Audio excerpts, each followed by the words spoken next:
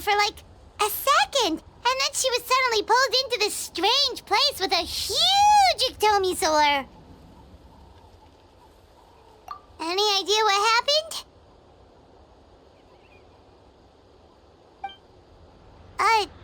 Traveler? Hey, what's wrong?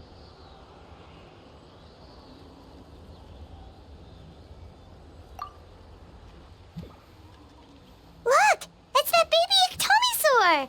Seems like it wants us to follow it.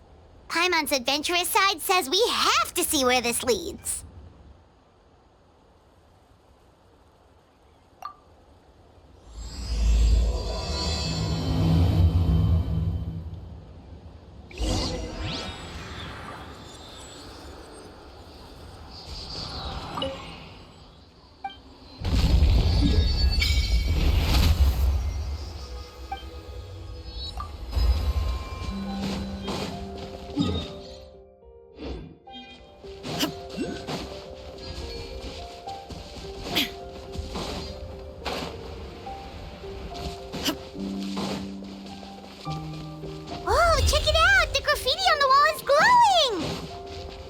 Masters of the Night Wind.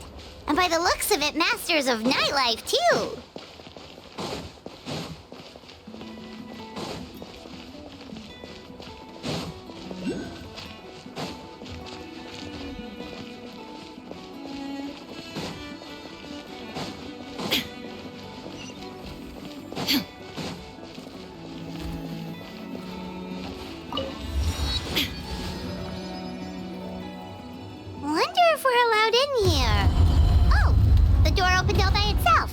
Taking that as a yes?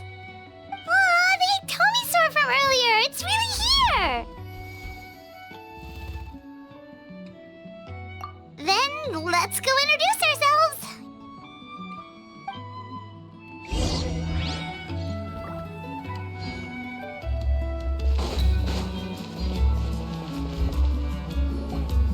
Hello there,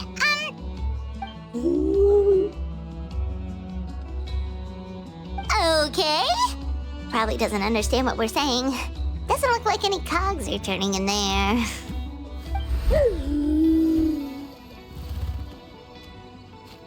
Whoops! Sorry! No offense intended!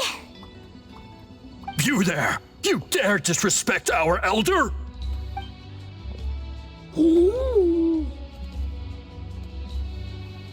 Oh, you mean...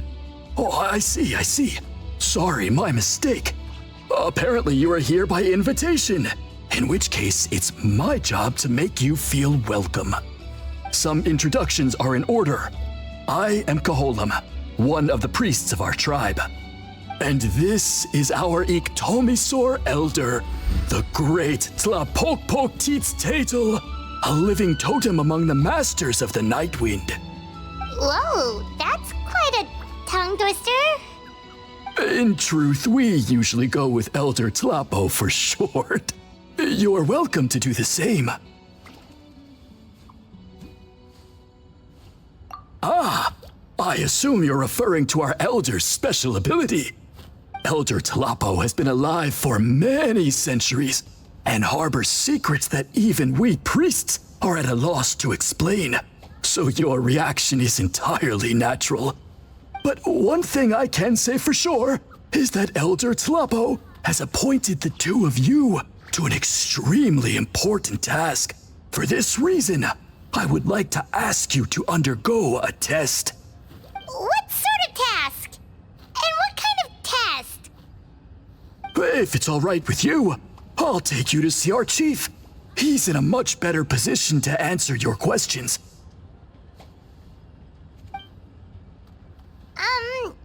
Okay, sure. Very well. Then please follow me. You can use this scroll to go directly to the obsidian altar, where the chief is. Don't worry, it's just one of the many mystical abilities of our tribe.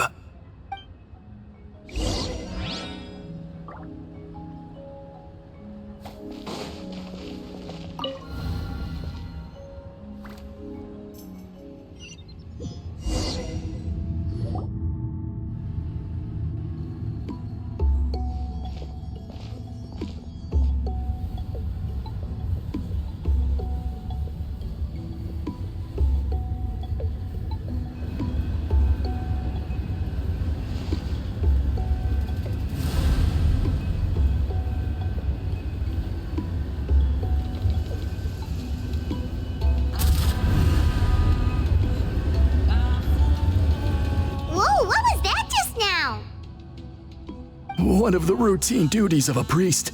We attempt to contact the spirits of our ancestors to seek epiphanies and revelations. The chief is just over there. Please wait here while I have a word with him. I'll just be a moment. Well, the Masters of the Night Wind are definitely living up to their reputation as the mysterious ones.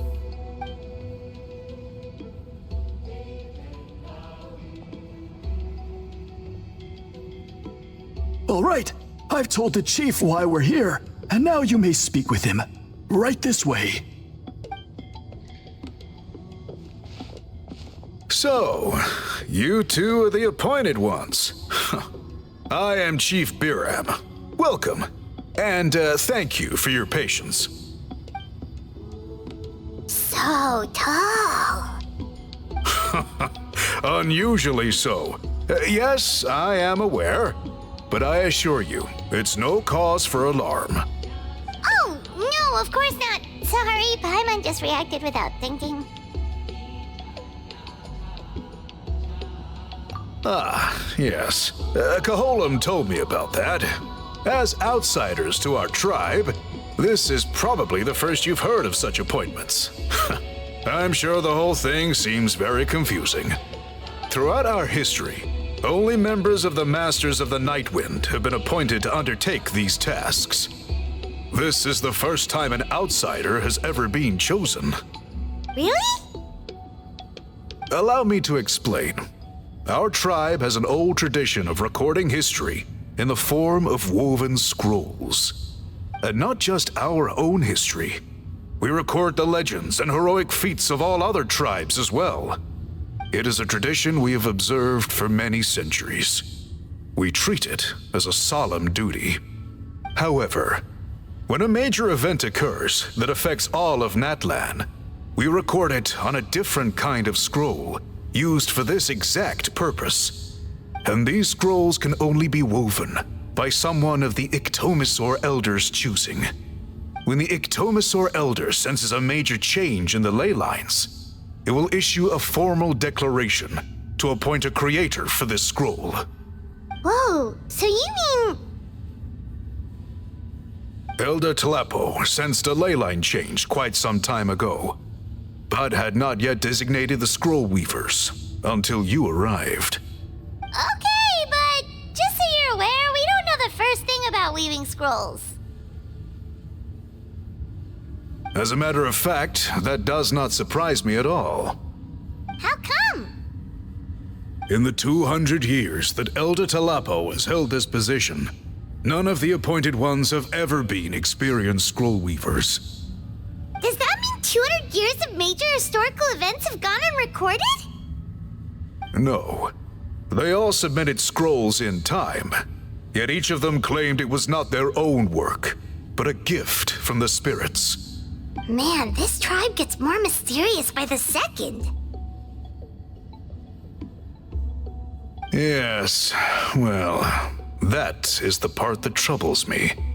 The notion that we have to rely on esoteric things like gifts from the spirits to record historical events of such great importance. It is unsettling. Huh. That's pretty surprising to hear, coming from the chief of this tribe. I can imagine. You probably see the Masters of the Night Wind as a people shrouded in mystery, who pride ourselves on our arcane practices. But I am something of an exception. I may be the chief, but when it comes to our traditions, I'm in fact a proponent of change and reform. I have dedicated my energies to deciphering the many mysteries of our tribe. In doing so, I hope to establish clearer rules that will help sustain our traditions in the future. Wow, that sounds great! So have you figured out the mystery of the gift from the spirits? Sadly not. It is something I've been investigating for a long time, but I have yet to uncover what this gift truly refers to. Only a small handful of events over the years have been recorded on these special scrolls, with decades between each one. And by the time the next scroll weaver is appointed, my time as chief will be long gone. I will not be in a position to investigate as thoroughly. So... While I haven't gotten to the bottom of the matter, I have made some progress. But the only way I can develop my theories further is with the cooperation of the appointed ones. Precisely. It's nothing to be worried about. Simply a means of validating my current hypothesis. It shouldn't take you long, nor will it put you in any danger. I can explain everything in detail when we get to the site of the test. But first, please wait a moment while I change out of the soul-shielding cloak. This garb is one of our important cultural relics, handed down by generations of chiefs. It is only to be worn when conducting certain ceremonies. Oh!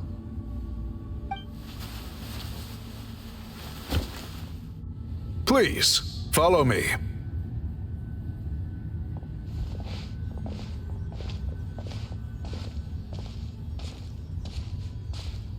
Do you see this scroll? If you touch it, you will enter a hidden space. Today's test is, quite simply, to find a way to escape that space. That's it? I assure you, it's not as easy as it sounds.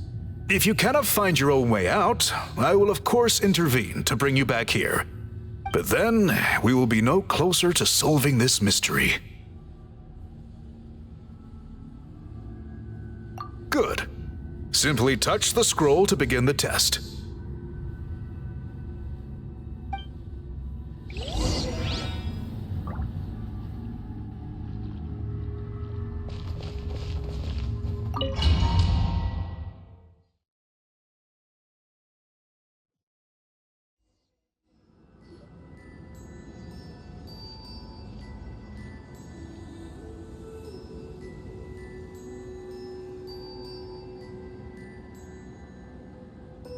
Whoa, we really did get teleported. It seems like this place is completely sealed off. Doesn't look like there's an exit anywhere. Let's what we can find.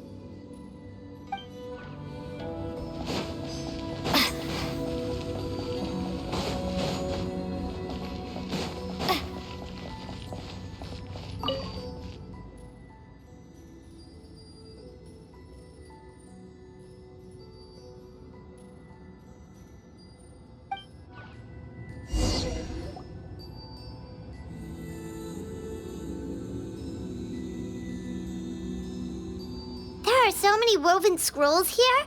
Paimon remembers seeing some of them before in other tribes. They seem to record historical events. This one really stands out from the rest. For starters, it's the biggest of them all. Wonder what story it tells. Yeah, you're right. Over there, something just flashed. Traveler, did you catch that?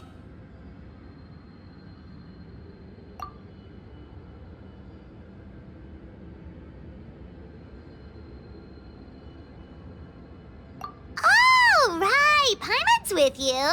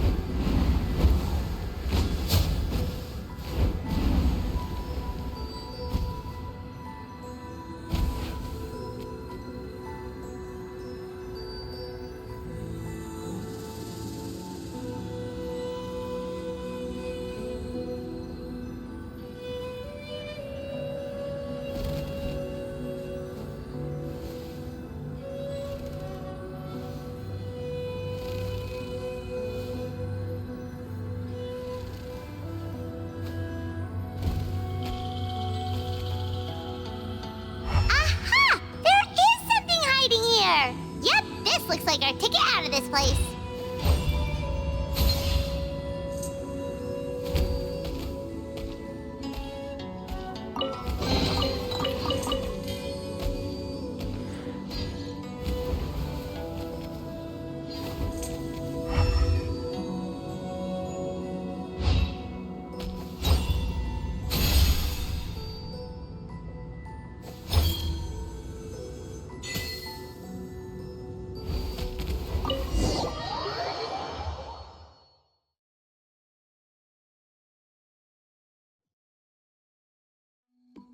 Whew! We finally made it out! It is just as I thought. You are indeed capable of undertaking this mission.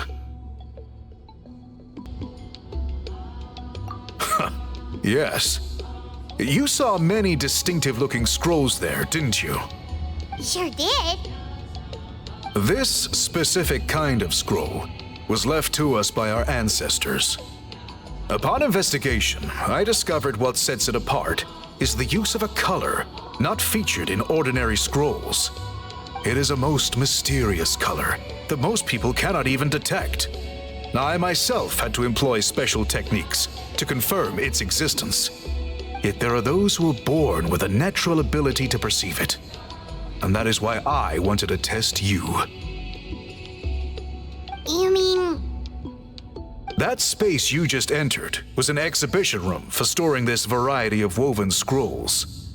Centuries ago, a great shaman by the name of Huitzilin put in place a security measure so that anyone who entered the room without permission will become trapped inside. It exists to this day, and although I have not managed to decipher how it works, I have at least found out how to turn it on and off. Once someone is trapped inside, it is all but impossible for them to escape without outside help, unless they share the great shaman's ability to perceive that strange color. Clearly you must have this ability, which leads me to believe that our Ictomisaur Elder can sense this ability in people, and that it appoints a scroll weaver on this basis. Another secret power? Traveler, you are full of mysteries. Still, having this ability doesn't change the fact that neither of us know where to start with weaving a scroll. Don't worry about that. The method for weaving this kind of scroll appears to be largely the same as for an ordinary scroll. The main difference is in the dye that gives it its unique color. If my suspicions are correct, this dye is the key to weaving the scroll, and your special ability is the key to obtaining it. The dyeing process is also a little different from the norm, but I don't anticipate any major issues there. As long as you two can source the dye itself, I can assist with the application. Cool! We'll follow your lead! Great! Then please use your abilities to source the necessary ingredients. And in the meantime, I will have someone prepare some fabric for test dyeing. We'll make a few sample pieces to test out my hypothesis. And if that goes well, we can begin the scroll in earnest. If you agree to help, you can expect to be handsomely rewarded once this is all over. So, what are your thoughts?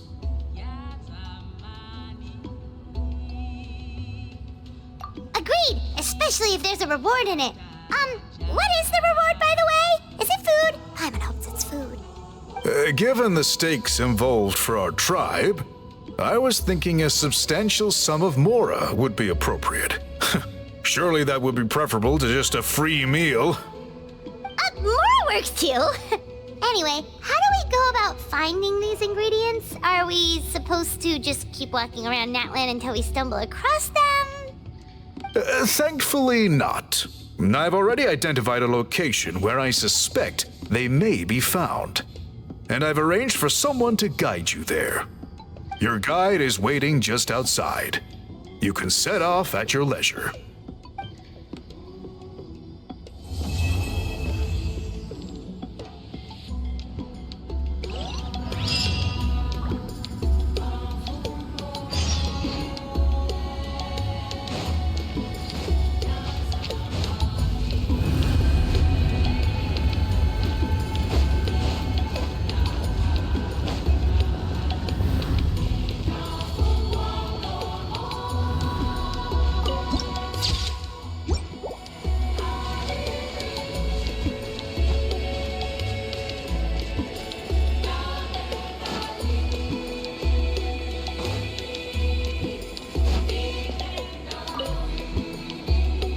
take it you're the ones appointed by Elder Talapo?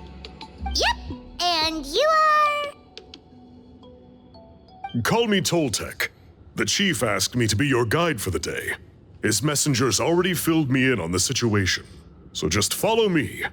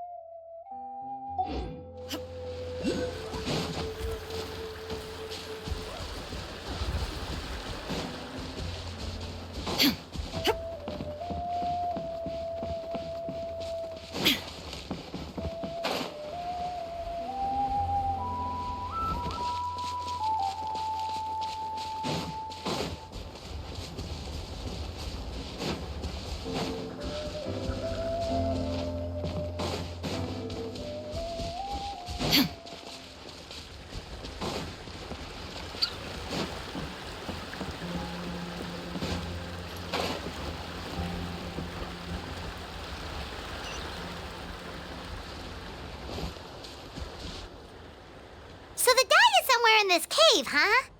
This is as far as I can take you. Only the appointed ones may proceed from here. Why's that? Kind of a long story. Apparently, there's a certain fruit that grows in this cave, the juice of which can be processed to make an excellent dye. Many years ago, our ancestors set out to make a series of ambitious works of graffiti art. They selected this cave to make them in, presumably due to the availability of the dye. However, they didn't want anyone to see their work before it was completed, and so they sealed off the entrance to control access. To bypass the seal, you have to have mastered the art of color perception, or something like that. Oh, right. The strange thing is, our ancestors never removed the seal even after they finished the graffiti art. Since it was sealed off, the only person who's been inside is the great shaman, Huitzilin, and that was 300 years ago. According to her, the artwork tells the story of a hero by the name of Kuntur. But I digress. Sorry, I'm a big fan of graffiti artwork. Once I get talking, I can go on for hours. So you're sure you don't want to come with us? I'll pass. I tried to get in once, but the seal blocked my way. I tried getting my Iktomi to clear it with its powers, but even that didn't work. I guess it's supposed to be a test left there by our ancestors. If you don't pass the test, you're not worthy of viewing their works of art. Aww. Don't worry about me, though. I wouldn't be joining you this time even if I was able to get in. Unlike our chief, I don't have the guts to challenge our traditions. This task is specifically appointed to someone by the Iktomi Elder. Who knows what bad things might happen if I got involved? Fair enough. All right, we'll try not to take too long.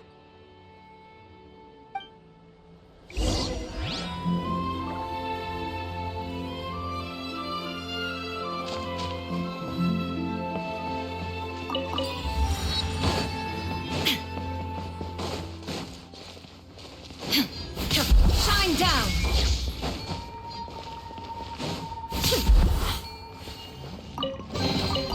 Take them. I have no need.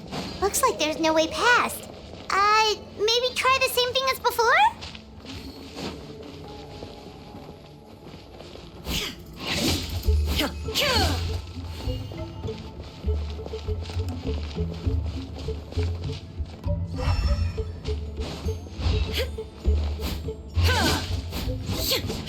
There is no escape!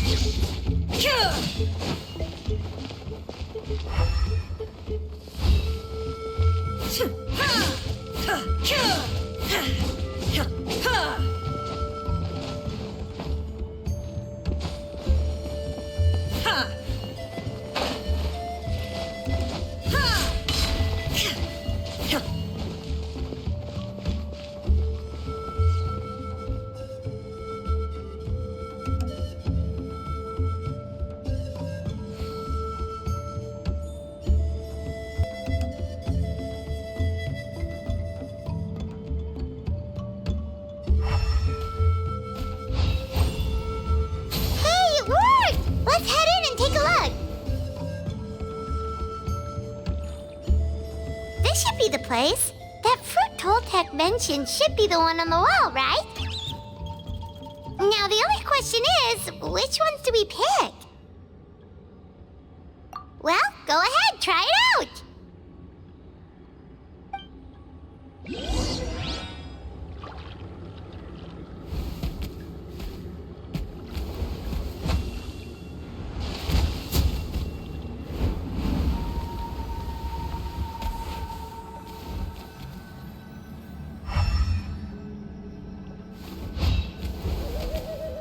You saw something, right?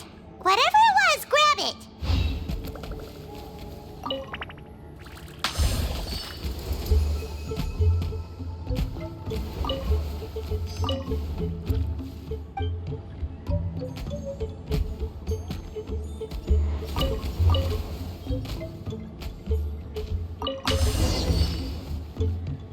These guys' ancestors made some real works of art here.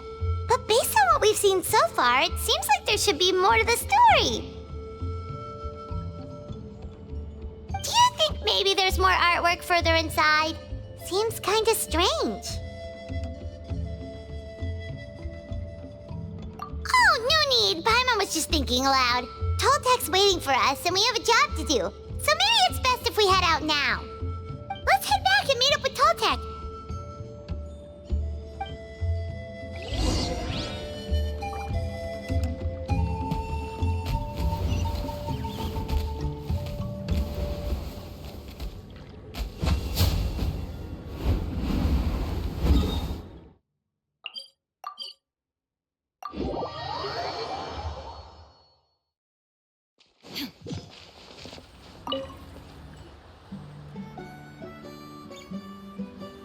We're back, and we found the ingredients for the dye! Sounds like you made it through the seal then. Our Iktomi-Sor Elder was right about you. It's getting late. Follow me. I'll take us back.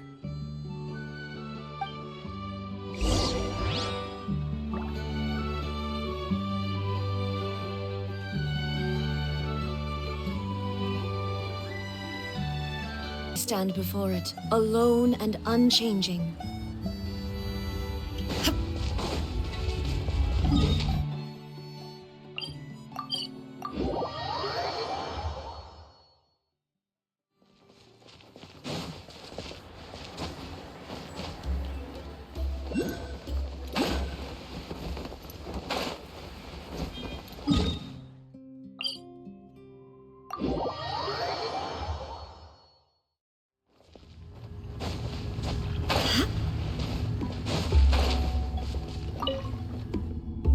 Toltec has updated me on your progress. Well done. I appreciate your efforts.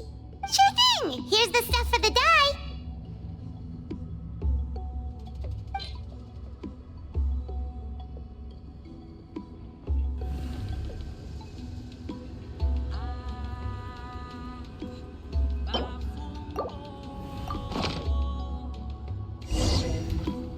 I see. Yes, this is certainly a very different substance from typical dyes. Okay, now let's try our hand at making some samples. The fabric is ready for testing. Got it!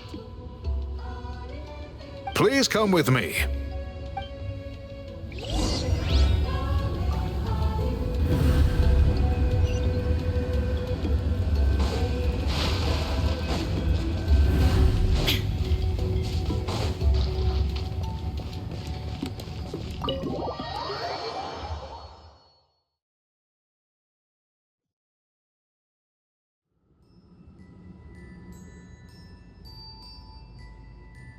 Take a look at this.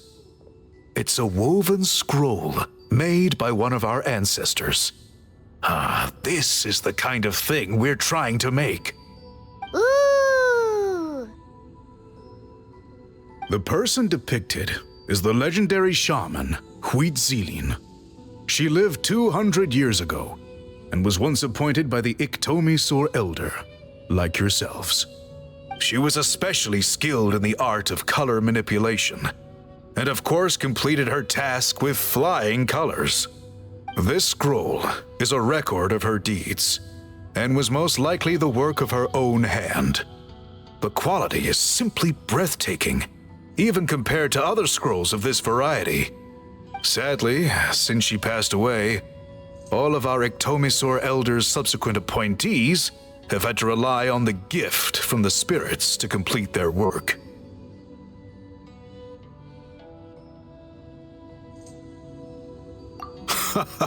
That's a good way of putting it.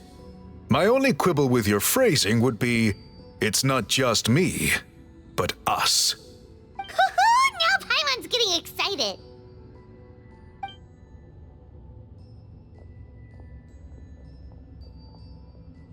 Bring out the samples.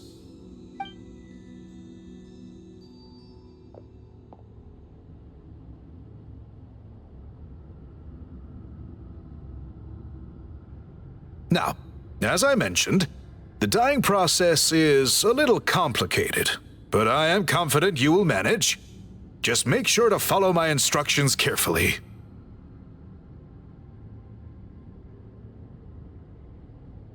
The pattern has already been sketched out on the sample, so you just need to dye each block with the correct color. But you'll need to wait for the dye to fully soak in between each step to make sure the colors don't run.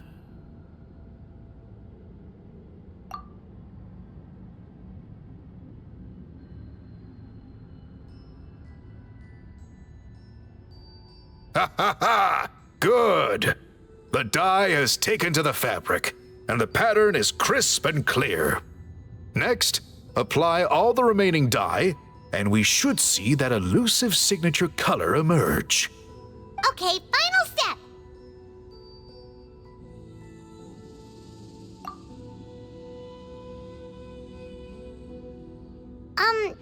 Did it work? Paimon doesn't see it. Oh, that color isn't showing up. Oh, the dyeing has failed.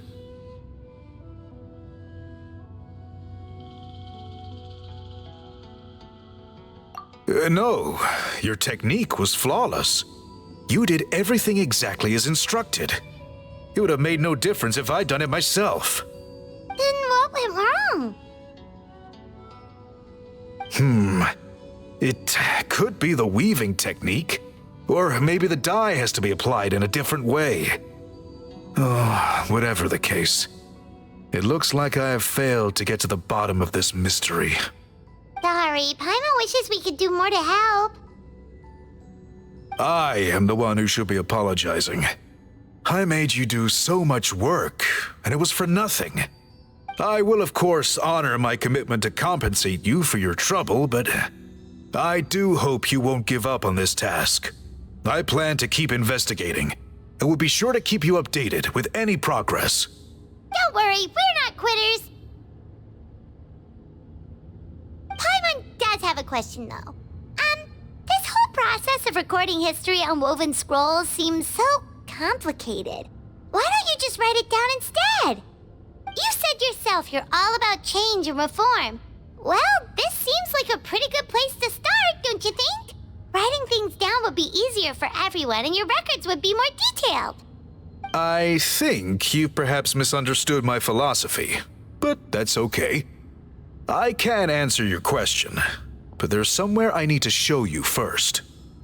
Oh, sure.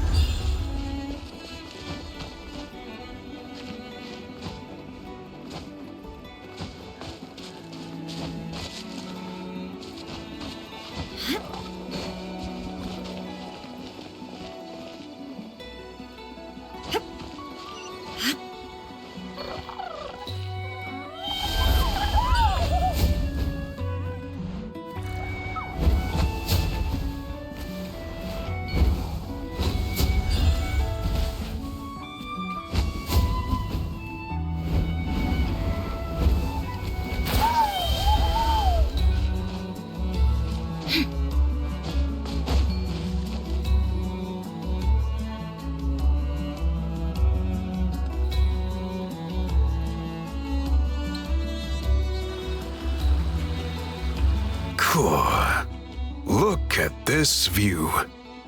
What do you think? It's gorgeous! Now, try looking a little further. Whoa, that graffiti! In all the years since the founding of our tribe, those colors have been with us every step of the way. It is true that I seek to bring new life to this ancient tribe through change and reform, but I also understand there are certain foundational things that we cannot afford to throw away. The foremost of these is the way we record our history. Oh, that makes sense. Since the very beginnings, our tribe has always sought to bring color to history. And I have a deep sense that this is one part of our heritage that we should not give up. So, whatever it takes, I must find a way for us to continue producing our traditional woven scrolls. You're completely right. Paimon's sorry for what she said earlier. It was out of line. It's quite all right. I'm just grateful you're able to understand where I'm coming from. Then let us hope that when we next meet, we succeed in reviving this tradition.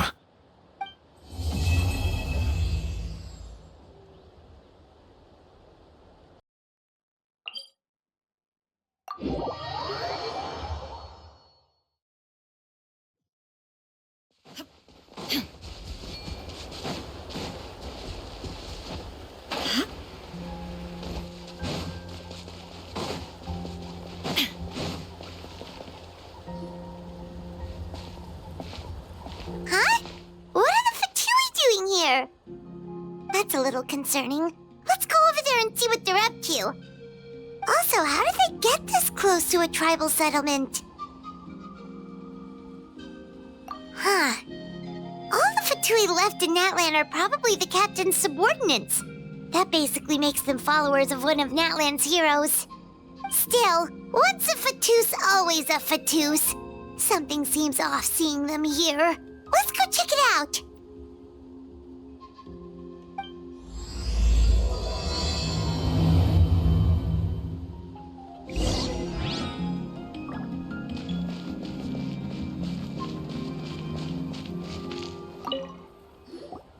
Ahem! What are you guys doing here?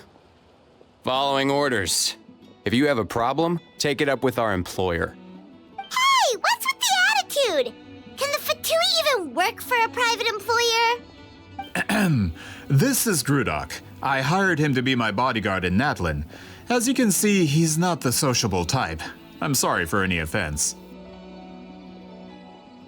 My original plan was to hire someone from the local tribes, but a priest recommended Grudok and his squad.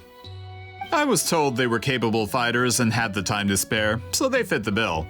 It seems like the Fatui's reputation in Natlan is quite positive. So that's what happened. Then you must be from Fontaine? Precisely! Montluçon, at your service. I work in the publication business. And you two... Wait. You must be the traveler and her fairy companion. Oh, you know us? A golden-haired traveler with a floating companion. There's no mistake. Your exploits in Fontaine have all the makings of a best-selling series. I'd be a failure of a book merchant if I couldn't recognize you. Wow, we're really famous at this point, traveler. It's truly my lucky day. I know this is sudden, but I was actually looking for you two. You see, I have a favor to ask. So, you chased us all the way to Natlan? That's a little creepy. You'll be generously rewarded, I promise you.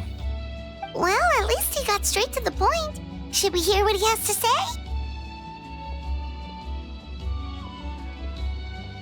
All right, we'll hear your request. You know the great shaman Citali, right? I need her help with something. Yeah, the chances of her helping a random stranger just because we asked?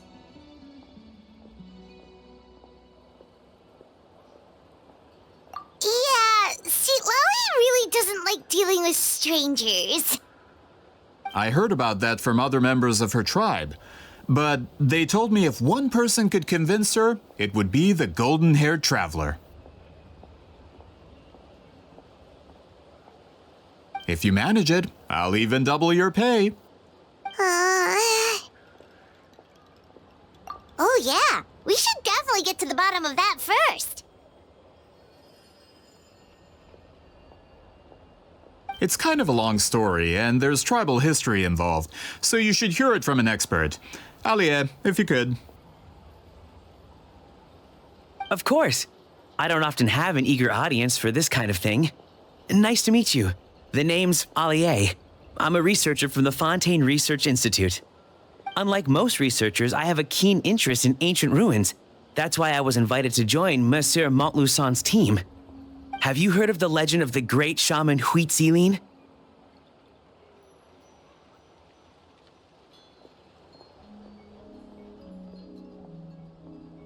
Yes, according to local records, she was a color mystic who lived over 200 years ago, and the most adept in her tribe at using that particular technique. Out of all of her exploits, her most celebrated is the Battle of Seven Colors. According to legend, the battle was triggered by an abyss invasion, one of the most brutal in Natlan's history, even from a greater historical perspective. Amazingly, Natlan was able to turn the tide despite being at an extreme disadvantage. The key to victory was none other than a color Huitzilin created on the battlefield. The color was extraordinary, illusory in appearance while also seeming to possess physical form. Legend has it that Huitzilin used the color to construct a magnificent maze on the battlefield and trap all the enemies inside. This allowed her allies to launch a counterattack and ultimately secure victory. Anyway, that's the gist of it. We don't want to take up too much of your time. That story is the reason I came to Natlan. I often publish books about the history of other nations. They always end up faring well on the market. When I heard this story for the first time, I wanted to include it in my next collection, but historical records about Natlan aren't very detailed. We haven't been able to determine where the battle took place, or find any definitive evidence that it occurred at all. Even within the Masters of the Nightwind, people dispute the legitimacy of the story. Some believe it to be a myth. If that were the case, the story would not be fit for publication. But if you're just including it in a story collection, why does it matter if it never happened? Well, you see, the slogan for the collection is Restoring the Truth of History. Naturally, I needed to be factual. That's why I'm here. The Masters of the Nightwind are said to have a tradition of recording past events, so I wanted to consult their records. But I was refused access to the Obsidian Altar. Application after application, and all I received were a few ordinary woven scrolls with nothing to offer. Honestly, I'm just trying to promote their history, and they make such a fuss. According to my research, their scrolls are considered sacred relics in addition to historical records. Naturally, outsiders are rarely granted access. Not to mention, the scrolls we did get to review actually contain a huge amount of information. I just need more time, and I could... We've been over this, Alier. There's no need to waste time on those scrolls when we have a better way. Citali, you mean? Exactly. You're well aware, I'm sure, that Citali has been alive for more than 200 years. That means she lived during the era of the Battle of Seven Colors. If she agrees to be my consultant, then no other historical records are necessary. Oh, that's what you want. So, what do you say? I'll quadruple the pay if it helps sweeten the deal. Well, it's not that we don't want to help you. Oh, right! The duty the chief gave us has a lot to do with Huitzilin. Who knows? The Battle of Seven Colors might lead us in the right direction. All right, we'll help you convince Citali. Just let us do the talking, okay? Of course.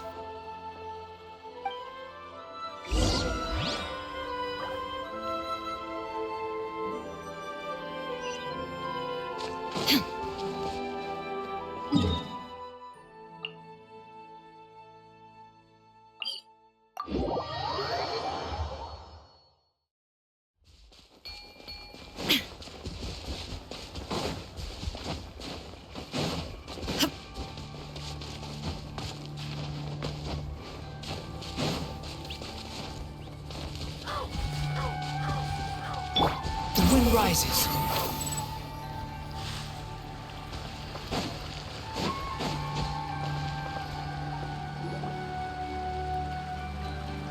So, this is where the great shaman lives?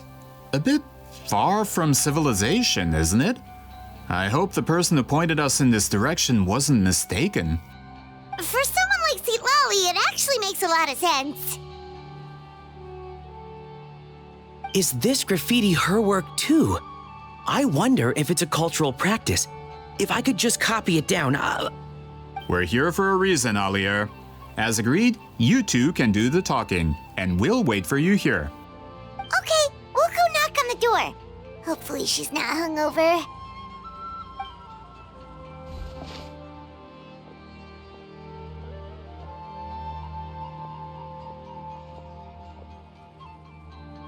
Citali? Are you there? We need your help with something! Oh, no response. Maybe she's not home.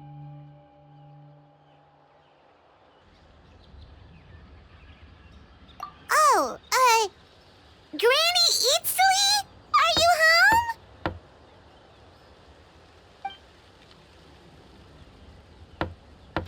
home? Hey, kid!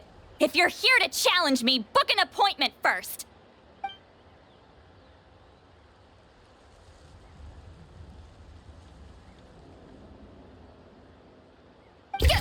Traveler!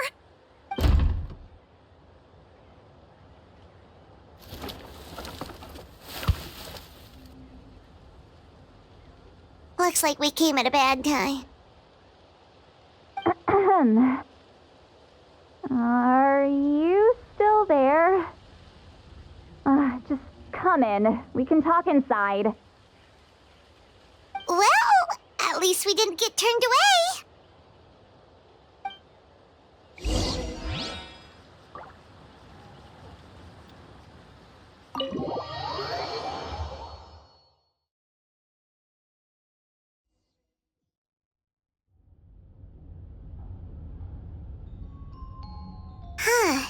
So this is where Citali lives.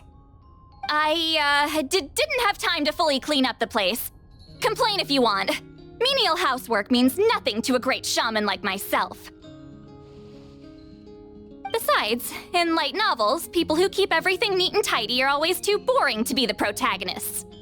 Also, I'm not a hermit. I'm just above superficial rules of societal etiquette.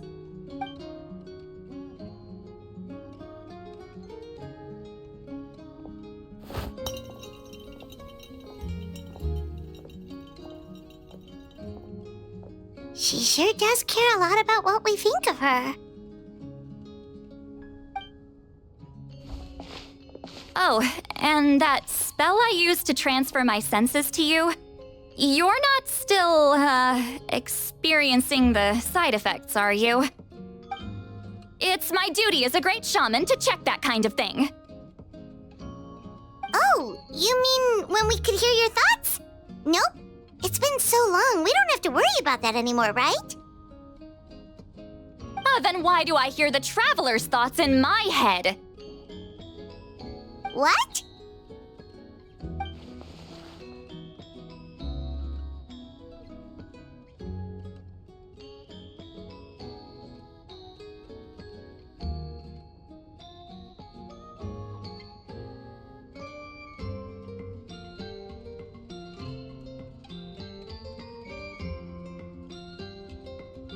I can still hear you, you know.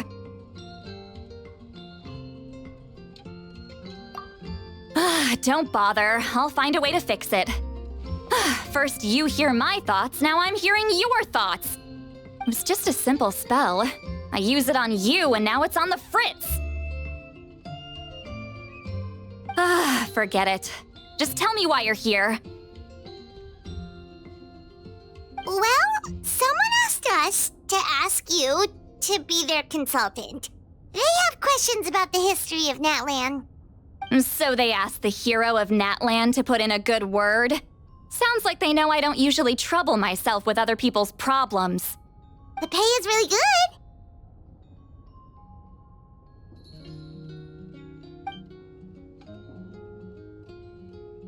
Doesn't matter, I'm busy. She sure doesn't look busy. Paimon knew this wouldn't get us anywhere. From you? Yeah, we were given a secret duty to help your tribe weave a special scroll. Huh? So, you're the appointed ones this time? We were surprised too. After all, we have no idea how to weave a scroll like that. But with Chef Biram's help, we were able to make some progress.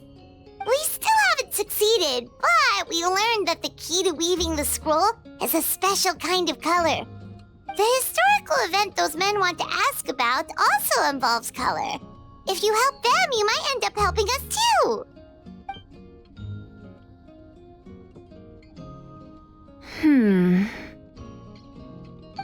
She's giving us that face again. Did Paimon not explain things clearly? I can't decide whether this twist is completely out of the blue or if it was foreshadowed all along. Does that mean you won't help us? I need to think about it. Then there's still hope. Hey, what's the holdup? Just give us an answer already. You agreed to let us do the talking.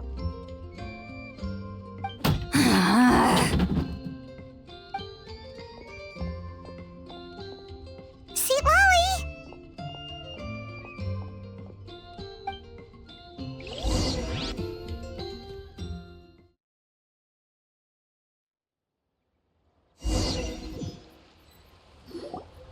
Stand down, Grudok. As your employer, if I tell you to wait, then you wait. Understood.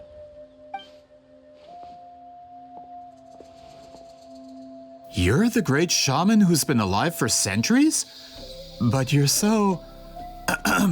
Apologies for the disturbance. Grudok is a recent hire, so difficult to restrain sometimes. You're lucky you didn't force Citlali's hand. Well, since you're here, how about a discussion? Do you have any idea who I am? Did you think Granny Eatsley would be fooled by your little performance? I have no intention of speaking to you. Your recent hire interrupted me right as I was about to make an important decision. Pull a trick like that again, and I'll make your lives a living horror novel, except 10 times worse. That's all I came out here to say. Whoa. Traveler, we have a discussion to finish. You live up to your name, Granny Itztli. I apologize for the offense. I'm just surprised the Battle of Seven Colors didn't pique your interest. You're investigating the Battle of Seven Colors? Ah, the Traveler didn't get to that part? Yes, I thought the Traveler could help me convince you. But, if I'm not mistaken, you have a personal interest in this matter, don't you? I heard that the great shaman Huitzilin was a friend of yours. You two must have been close.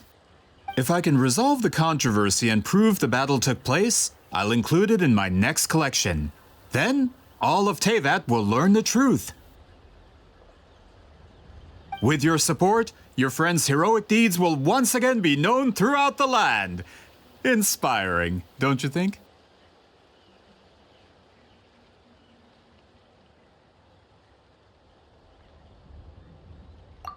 If this is really about that duty, then... fine. I'll help you. I'm honored. Save it. I agreed to help the Traveler, not you. You'll just have to leech what you can. Well, at least she agreed to help.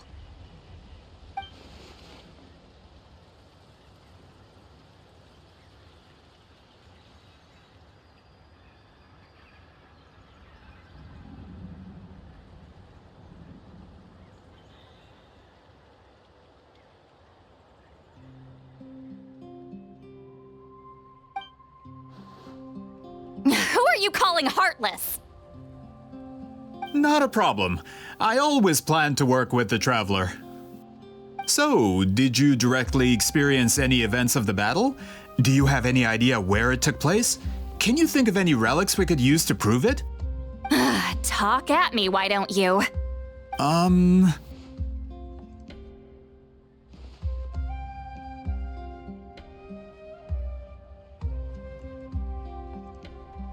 Fine.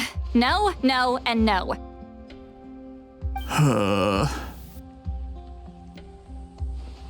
I did live during the same era as her, but that doesn't mean we experienced the same events. I've lived a long time, but I'm not a walking encyclopedia. You decide the angle of your investigation, and I'll provide answers if I'm familiar with the subject. All right. Even if you didn't witness the battle yourself, you still lived through that era. Your insights are very valuable. Alier, you had an idea about where to start, yes? Oh, well, my plan was to consult the members of the tribe in charge of recording history. Then, let's start there. Traveler, what do you say to officially working together? After all, it appears I can only get Miss Citlali's help through you.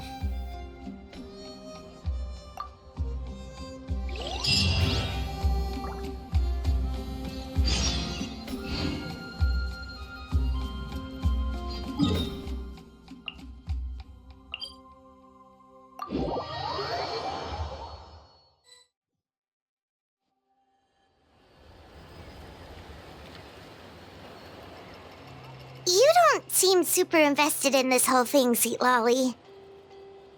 The Battle of Seven Colors is something I've only ever heard about. I know as much as anyone else in my tribe. But how? Weren't you alive when it happened? I wasn't there when it took place, and she never told me about it. That's how. But Molusol said the two of you were close friends. The battle was legendary. Why wouldn't Huitziling tell you about it? Close friends? More like arch rivals. Something Montluçon would know if he actually did his research. Did you see the graffiti outside my house? That's not my doing. All students from Huitziling School of Shamanism must pass an extremely difficult trial before graduation, defeating me in battle. Those graffiti drawings are how they challenge me.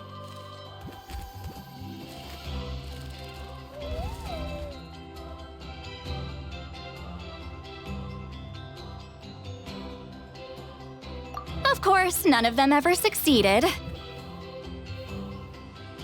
So, after Huitziling's death, her students had no choice but to modify the requirement. Instead of defeating me, all they have to do now is last long enough. As my rival, Huitziling only had one achievement that surpassed my own, and that was the Battle of Seven Colors. I can only assume she had some kind of secret technique at her disposal. It makes perfect sense that she kept it from me. I'm a fast learner. Telling me about the technique is no different than handing it to me on a silver platter. As if she would give away her one advantage. Oh, that makes sense. Anyway, all of that is secondary. Like I said, I'm only here to help you fulfill your duty.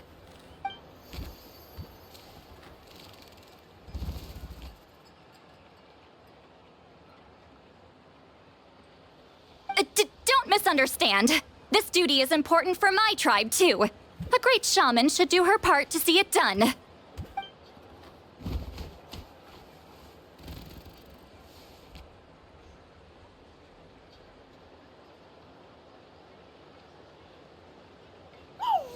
Excuse you? I fail to see what housekeeping has to do with my duty as a shaman.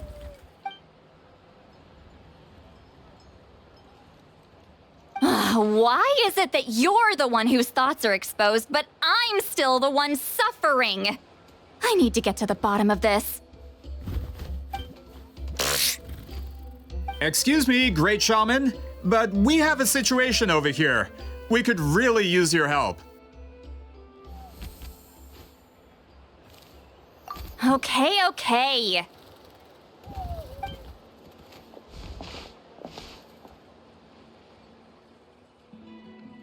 Of course the Battle of Seven Colors happened. The woven scroll proves it.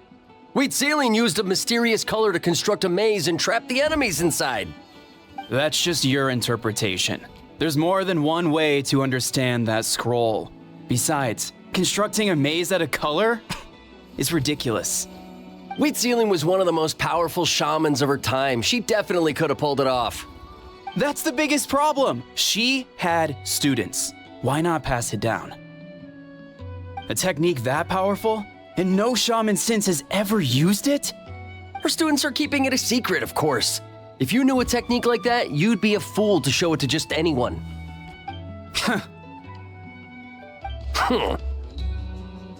Oh, I didn't mean to cause an argument. I just wanted to ask, is there anything we can use to prove the battle took place? Of course it took place. Why would you need to prove it?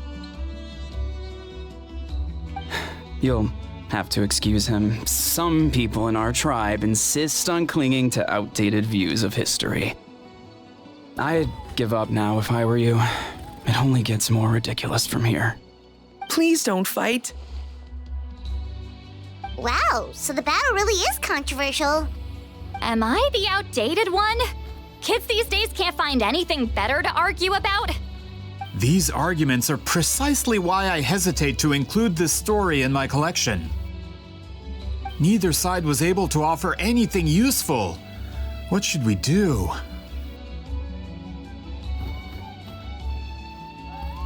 Wheat Ceiling was a passionate teacher. We were opposites in that sense. The technique she used in the battle must have been her masterpiece. There's every reason to pass it on.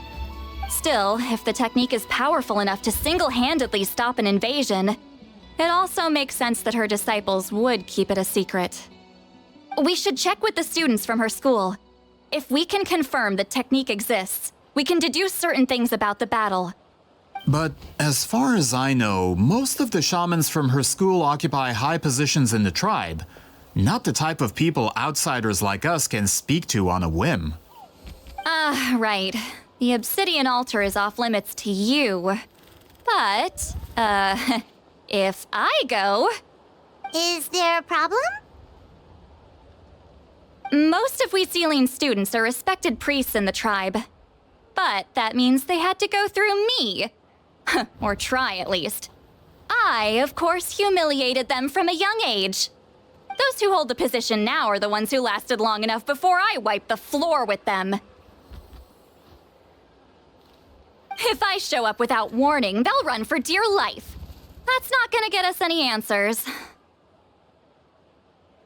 Yeah, Paimon can see it now.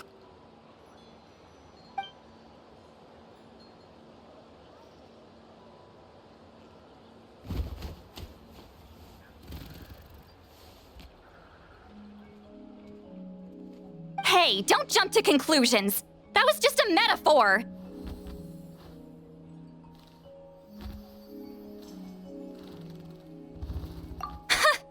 Only you have the guts to joke like that with me, Traveler. Fine, I said I'd help, so I'll help. But don't blame me if it goes wrong.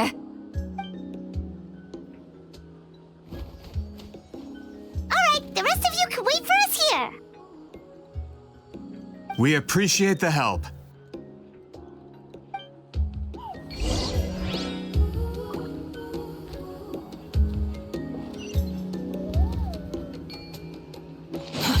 Too slow.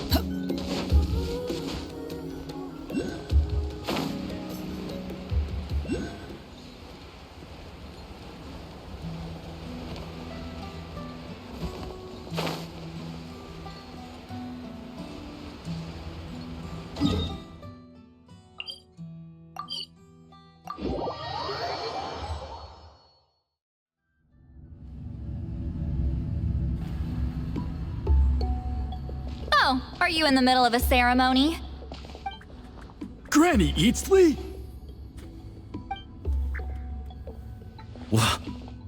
What is she doing here? Did some coward not show up after challenging her to a fight? Or is she here to officially take over the tribe? Whoa, it's like they really do see her as some kind of tyrant. No matter what, we'll defend our dignity as priests to the end. Ugh, you talk a big game for someone who lost to me the most out of the entire priesthood. What? All I want is to ask some questions.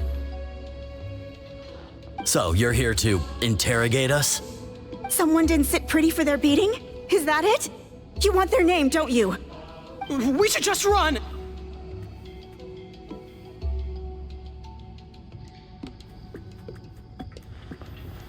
Yeah, with the hero of Natlan here, Granny Eatstily will be on her best behavior. Sure, whatever you say. Oh, it's the Traveler and her companion. That does make me feel better. How can we help you? We wanted to ask about the technique you inherited from Huitziling. Huh. So you can eradicate our school once and for all? Disciples of our school have challenged her year after year, just as our master instructed. Sounds like she's finally had enough. Well, you're not wrong. If we want to protect our legacy, one of us needs to run. Not this again. Just how much did you traumatize them, Citali?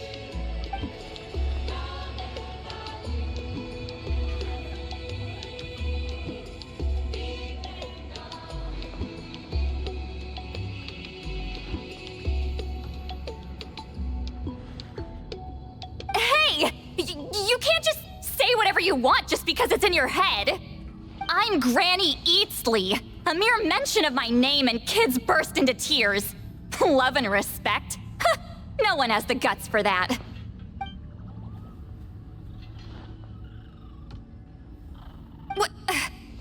You know what? Forget about your duty. We really need to fix this mind-reading situation.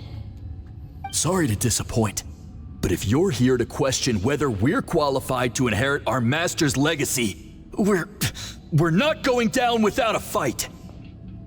We're not getting anywhere. What should we do, Traveler?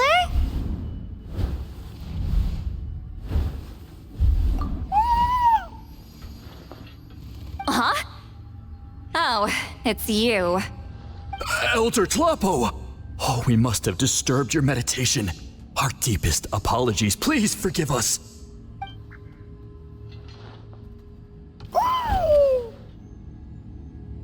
Did Elder Tlapo just issue a declaration?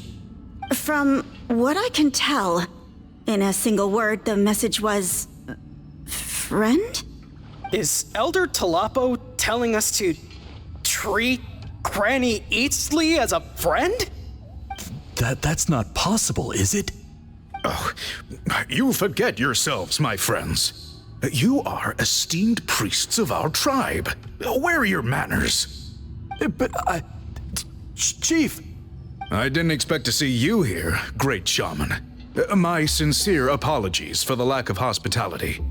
Well, I wasn't exactly planning to come to this crowded place. So you can save the pleasantries, Chief. I'd rather get this over with. Understood. Now, as successors of Huitziling, I understand your friction with Granny Eatstily. However, Elder Tlapo's declarations have always showed us the correct path. You would do well to respect his counsel. So, mind your manners and allow Granny Eatstily to ask her questions. Whew! Good thing Elder Tlapo and Chief Biram are on our side.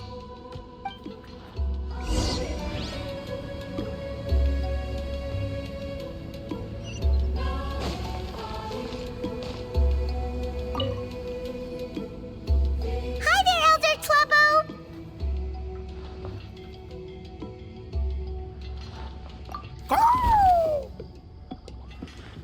Hey, he seems pretty happy to see us. He's the one who put you in charge of the scroll, right? Yeah, Elder Tlapo appointed us to the task. Elder Tlapo, huh? He's still claw to me.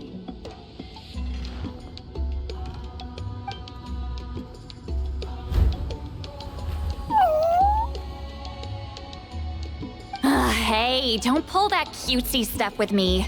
You're an Ectomisaur Elder now. You occupy an eminent and important position within the tribe.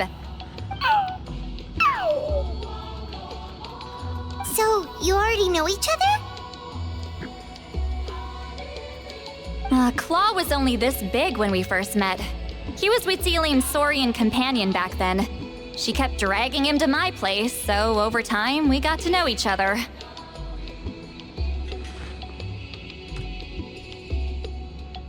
She only came to my place to fight me. But at the same time, she always claimed to be my friend. She was the only one who dared to try, at least.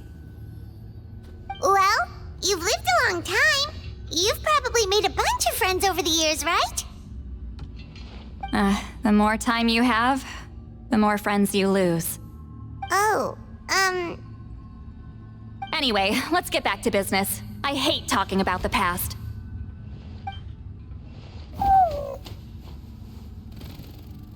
Oh, 200 years and you still haven't given up, Claw?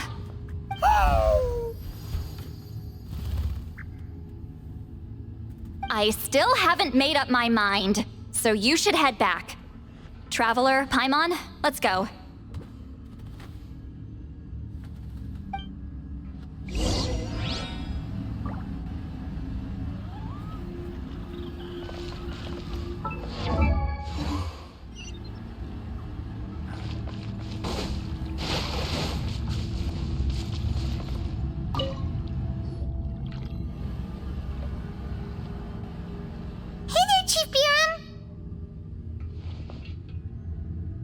Oh, wait. We haven't reached out since the last time we failed the task, huh? I'm just grateful you haven't forgotten that duty. Actually, we have good news! We found another clue! I'm all ears. It's the Battle of Seven Colors. Wheatzealing's claim to fame? That sounds promising. But the battle took place hundreds of years ago. An investigation is bound to be difficult. True, but Granny Eatstily promised to help.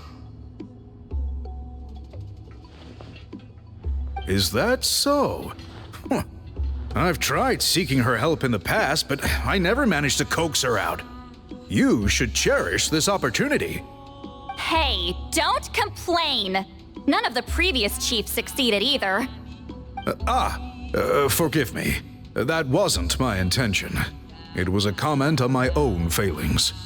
Paimon said you've been trying to figure out how to weave the special scroll. It is my duty, great shaman. Why bother? The scrolls always end up completed on time. So what's the point of figuring it out for yourself? If I may, this task concerns the history of Natlan as a whole. And in many ways, history is the memory of a people. Memory is sacred to our tribe. I'm sure a great shaman understands that better than a humble junior like myself. Something this important cannot be left to baseless rumors. I know you don't concern yourself with the daily affairs of the tribe, Granny Eatstily. Even so, as a priestess, I trust you wouldn't leave something like that to chance. I get your point.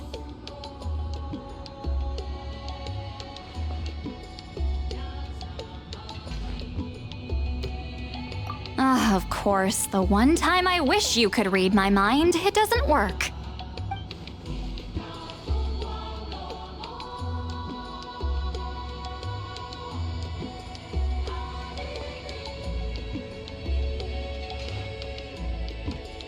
No, that's not it. Huh? It's not important. Rest assured, Biram, with my help, the Traveler and Paimon will definitely be able to complete the task. Haha. You have my thanks then.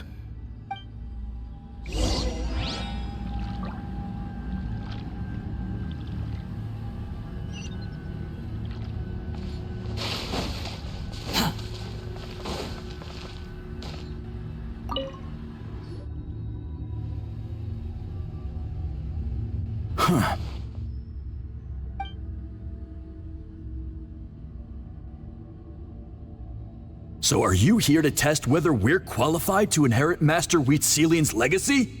You've already been tested, haven't you? Well, frankly speaking, I don't think any of you are qualified. But that's not why I'm here. All you need to do is be good and answer my questions. Fine, ask away.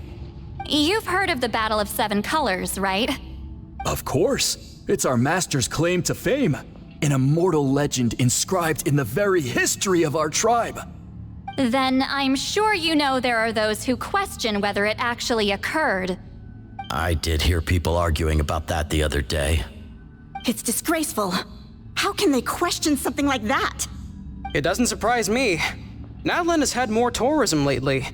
A lot of people have started getting strange ideas after interacting with Outlanders. After all, everyone who took part in the battle has returned to the ley lines. Without witnesses, it's hard to refute detractors. Well, it just so happens the questions I want to ask are directly related to the legitimacy of this battle. Listen, we know you were rivals, but do you really have to question her legacy? You think she's like you? Someone who can't survive a little scrutiny? No, of course not. Then let me finish. During the battle, Wheatselian most likely used a technique powerful enough to turn the tides of war. I'm sure she was very proud of it. Proud enough to pass it on to her disciples. So, which one of you inherited that technique?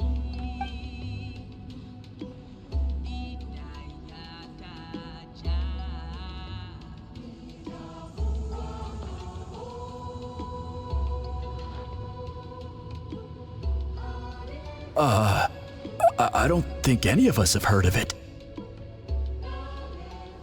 Listen, I'm not trying to take it for myself, so be honest.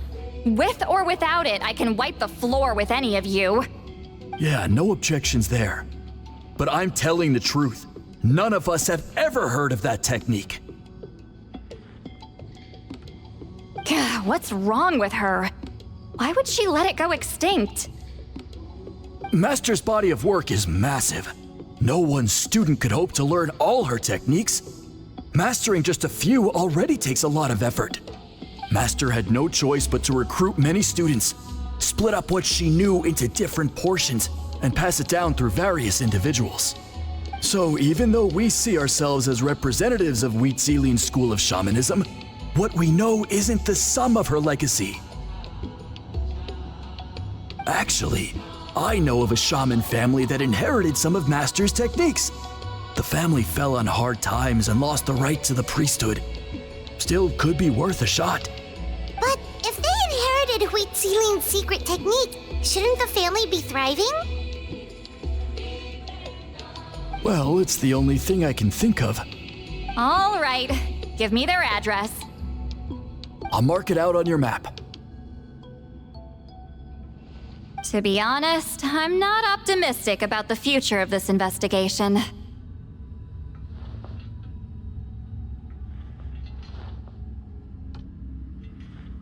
That's because the request came from you. You don't know the power of your own words, do you?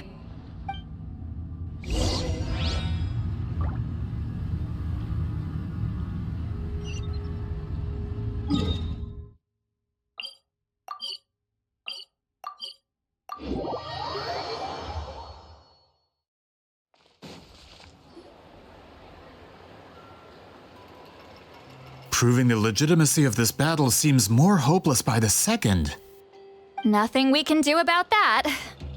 Well, even if our investigation ultimately proves the legend to be false, that's still a worthwhile result. Although I'm here for business purposes, I have a personal interest in this as well. I'm drawn to matters of historical truth. That's exactly why I chose to follow you, Monsieur Montluçon. Listen, I'm just updating you on the situation, not asking for your opinion. I don't really care whether you continue your investigation.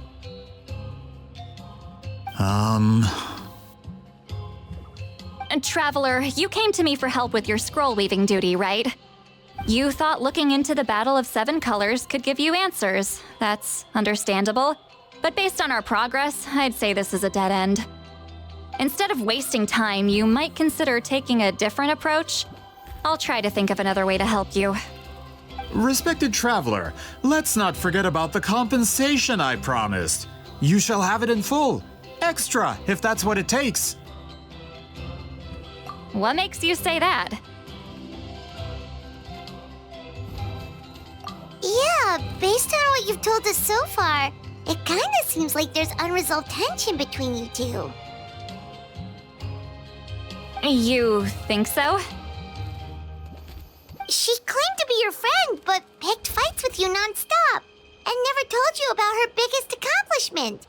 By figuring out the truth behind the battle, maybe we can finally help you get closure. Closure? I'd say we're 200 years too late. But fine, if you want to keep investigating, be my guest. Ah, that's wonderful news. Alright, let's go visit the Shaman family.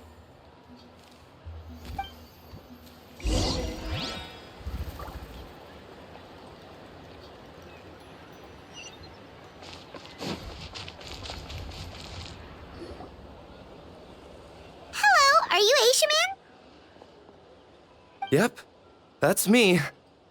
Huh? Granny Eastly? Get up. In a crowded market like this, the only person who should be trying to hide is me. My apologies. Ever since my grandfather's generation, the shamans of my family have given up on passing your trial, Granny Eastly. Have we offended you in some other capacity? Man, this is generational trauma at this point. Whenever I misbehaved as a kid, Grandpa would tell me about the thrashing he received from Granny Eastly. I still get nightmares about it sometimes.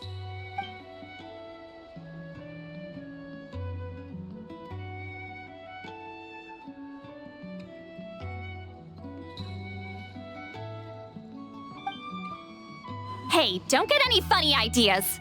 This was your idea, remember? Keep asking your questions. I'm going to find somewhere quiet to wait.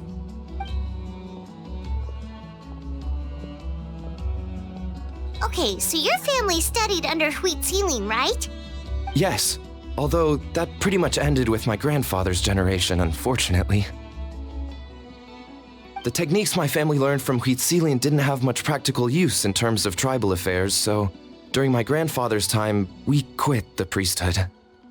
Turns out, shaman techniques aren't that useful outside the priesthood either.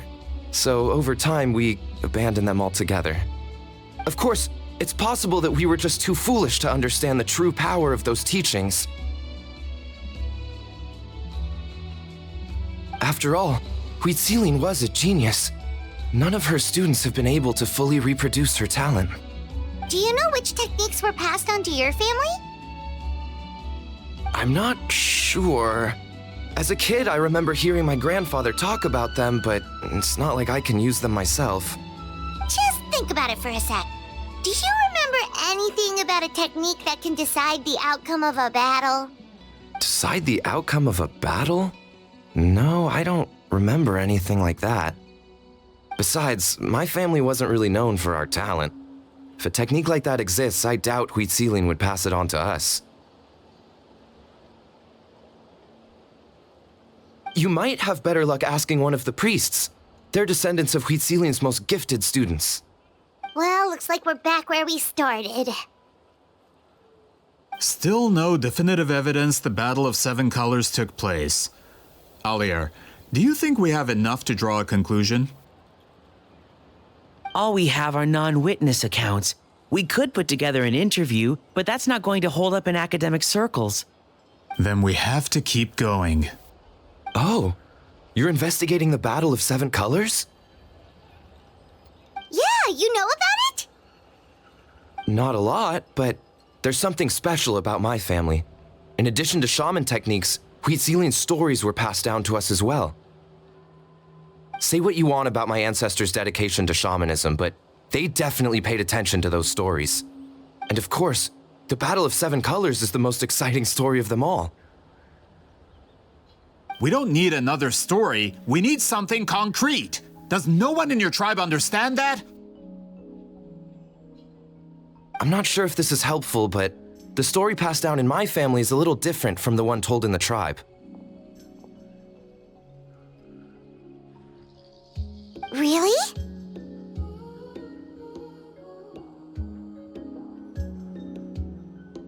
Well, it's Huitzilian's personal account of the event, so it's a lot more detailed. For example, in the version I heard, the battle took place in a location known as Chico Mostuk Cave. That means you can tell us where to find it. Have you ever been to this place? Unfortunately not. I studied maps of Natlan before we left, Monsieur Montluçon. I don't remember ever seeing such a name. Could your ancestors be mistaken, Mr. Ashemin? It's unlikely. My family may have let the shamanism side of things fall by the wayside, but we're serious about these stories. In the words of my grandfather, some things deserve to be passed down more than secret arts. If Huitzilin's version of events differs so much from the general understanding, that makes it even more likely the battle is completely made up. Yeah, that's disappointing. Oh, hold on. You mentioned the Chico Mostuk cave? Oh, yes? Can I clear something up for you? It's been more than 200 years. Huh. I never thought I'd hear that name again. What do you mean?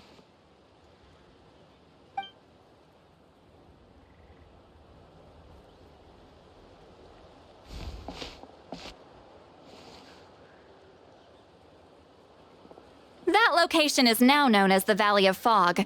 The Chico Mostuk cave is what it was called 200 years ago. Precisely when Huitzilin was alive. That means, Monsieur Montluçon, we can confirm the original site of the battle. Once we get there, the evidence we need should be at our fingertips. Just when we thought all hope was lost.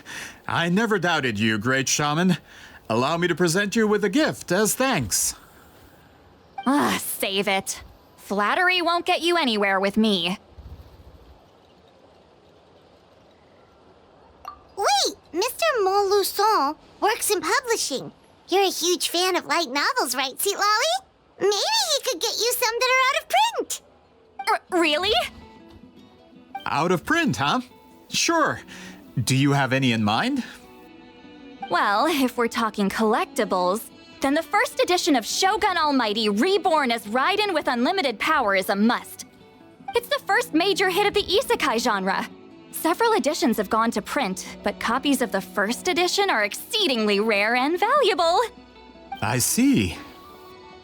There's also its sister work, Pretty Please Kitsune Guji. It was Yae Publishing House's attempt at gauging the new market trends. It's opened the door to a new genre after readers grew tired of isekais. The sales speak for themselves. Actually, Yae Publishing House released a limited edition not too long ago, but it's almost impossible to get. Anyway, I'll take those two. Sorry, I'm not sure I caught all that. What were the titles again? Reborn as Kitsune Guji? These two titles are among the most successful and well-known works in the entire industry. You're telling me, as someone who works in publishing, you've never heard of them? I'm a merchant from Fontaine, after all. Regarding this particular genre from Inazuma, I'm afraid I lack your level of expertise. Amateur.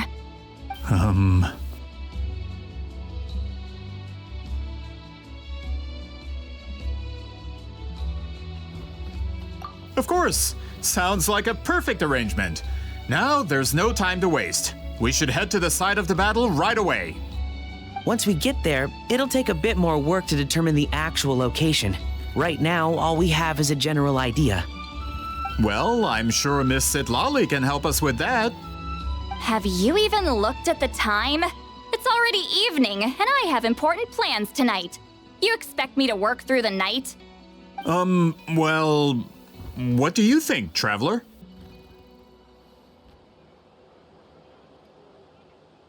Okay, we'll find a place to rest for the night. When should we meet tomorrow? He's persistent, huh?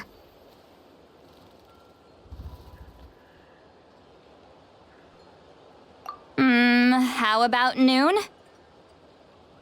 Do we have to wait that long?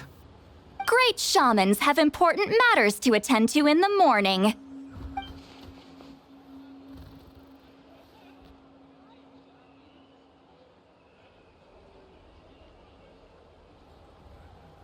That's only because I have important tasks to complete at night. All right, as Miss Citali instructed. Let's meet back up tomorrow at noon. We'll be waiting at the exit of the tribal settlement.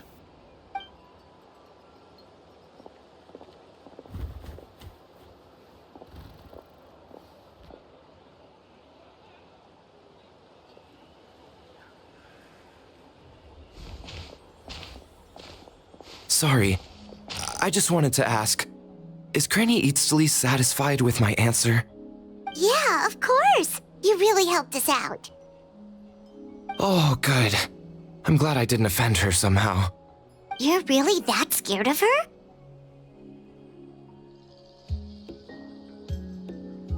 To be honest, Granny Eatsley almost never interacts with ordinary tribespeople like us. Everything we know about her comes from rumors. She's a powerful shaman who's lived for over 200 years. As a great hero, you're probably the only one who isn't intimidated by her.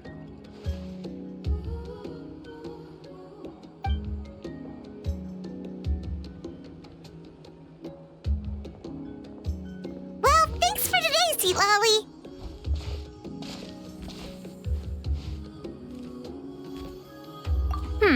That's quite considerate of you. All right, let's grab a few drinks.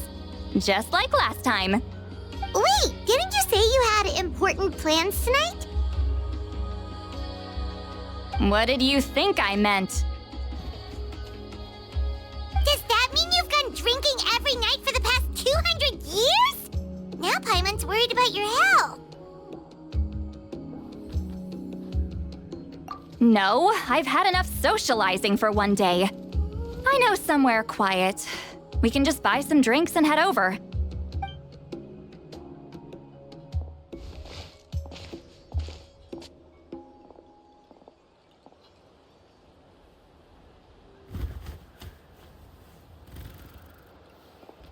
Which will also give us a chance to solve the mind-reading issue. Considering the necessary spell work, I'd rather do it in private.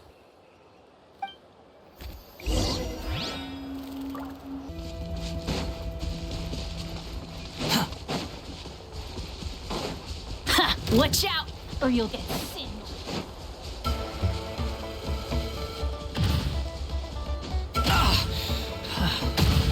The wind rises. Search forth.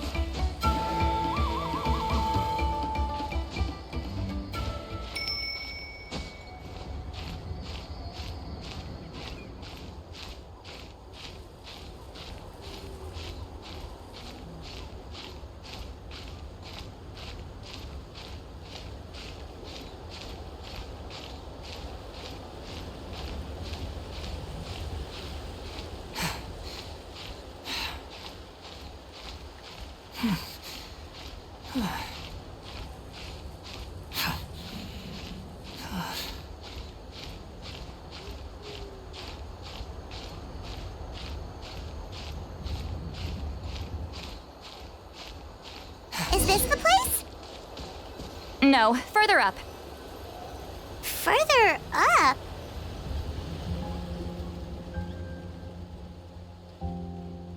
Whoa, this is like a secret base. Sometimes I want the fresh air, but not the company. So I come here. Let's see if my stash is still here. Ah, great! The halberd crest birds didn't eat my snacks.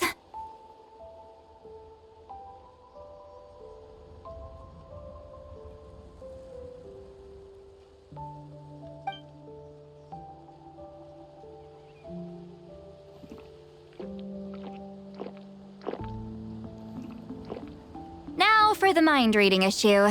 Give me your hand.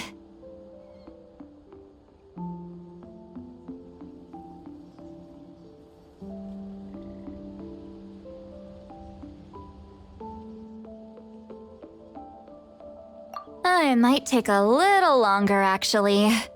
I just need to share my senses, make a clean break.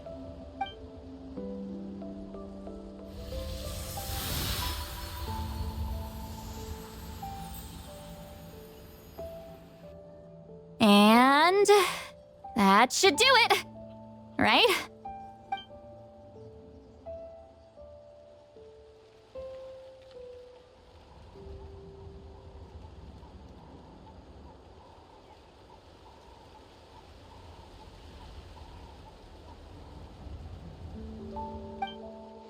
You're not wrong. Oh, hold on. Why do I still hear you in my head?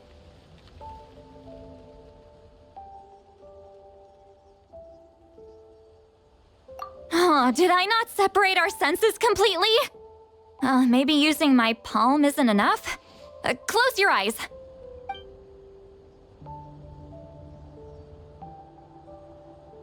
Oh, please work, please work. A great shaman should be able to handle this. Okay, what about now?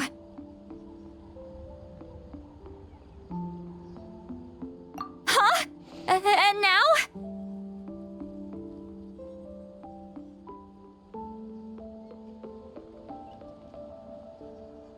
Huh. Whenever I try to remove the effect, it just flips direction and gets worse.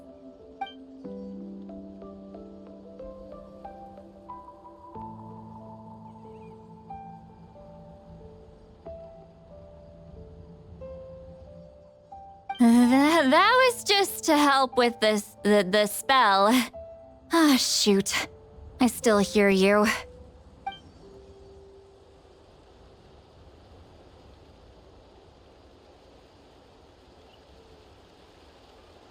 For a human soul, to lose the boundaries of the mind is to drown in the sea of consciousness without a concept of self. Wait, that sounds bad. I read that in a light novel. When it comes to the real world, I think it's pretty accurate. Is Citali drunk? She's not making much sense. Anyway, we'll just have to leave it for now. Hearing the Traveler's thoughts isn't that bad, right? You should just tease her. That's what Paimon would do.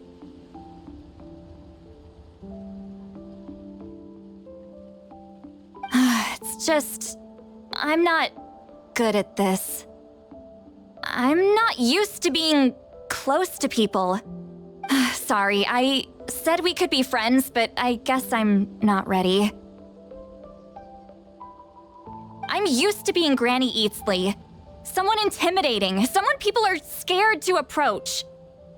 I don't have to deal with people that way. Yeah, Paimon's been wondering. Why do you insist on living so far away? You could easily become a leader of your tribe, someone everyone loves and respects. When you live as long as me, a person is like a flower. The color draws you in. You water it to see it bloom. It rewards you with its fragrance, but it doesn't last. With the passing of the seasons, everything withers away. You can try to water it, but it will never bloom again. Even if the same plot of soil is covered in flowers the following year, the one you remember won't be there. That's just how it is.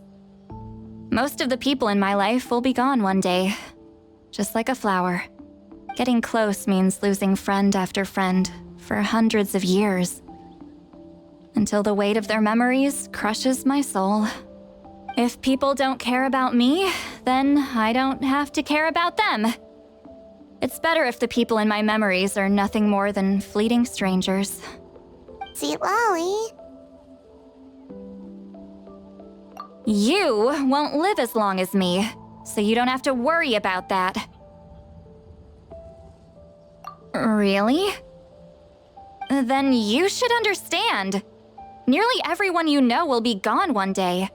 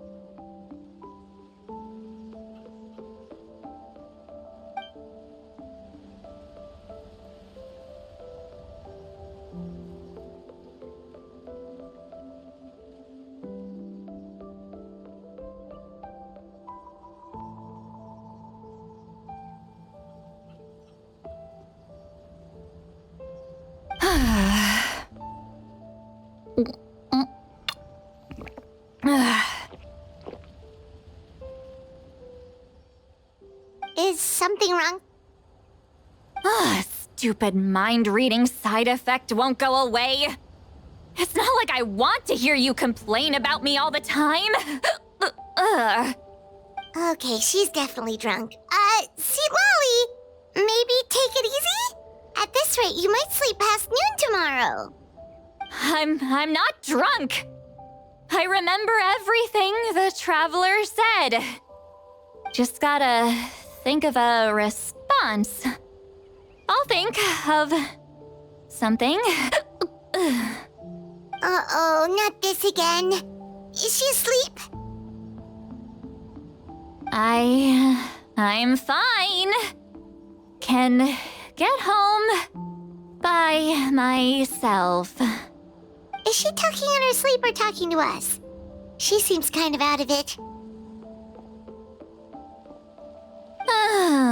Bye. Gonna walk back alone. Need some time to think. All right.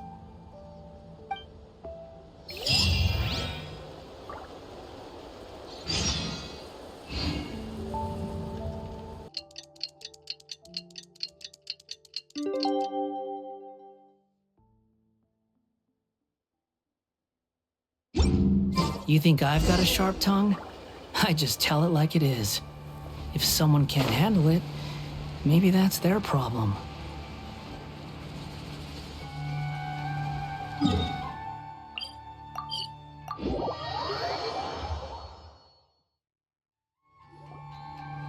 This should be the place we decided to meet yesterday. Who knows if Citali will show up on time? She drank so much last night, she might not even be up yet. Ahem. Citali! No need to sound so surprised. Drinking is just a way to pass the time. I mastered the art of moderation long ago. Last night doesn't count. It was a minor slip-up, that's all. Anyway, I gave everything a lot of thought, and I think you're right about something. The Battle of Seven Colors holds the key to a lot of the answers I've been searching for. So that's why you're here so early. Traveler, great shaman. Sorry to keep you waiting. Shall we head out?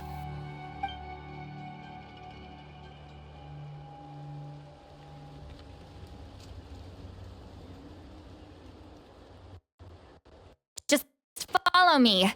I'll confirm the location myself. Of course.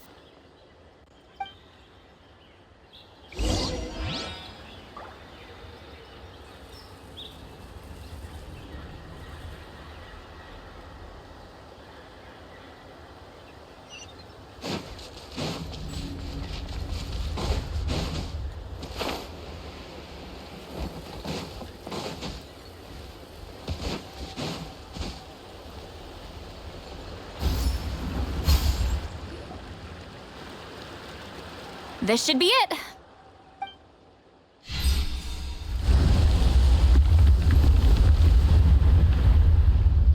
So the battlefield is inside this place. That could explain a lot of our academic questions. Don't lose focus. Once we get to the actual site of the battle, all the evidence needed for publication will be at our fingertips. Everyone ready?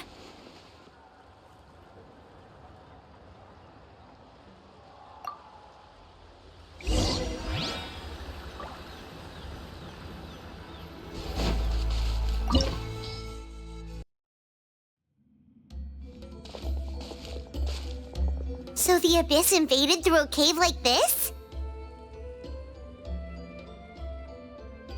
When the Abyss first began to corrode the ley lines, they took every opening they could get. All the items here should be useful for our research. You're not to touch a single one without my nod of approval. I don't support invasive excavation techniques either. Ah, of course. I'll defer to the experts on this matter. Well, shall we continue?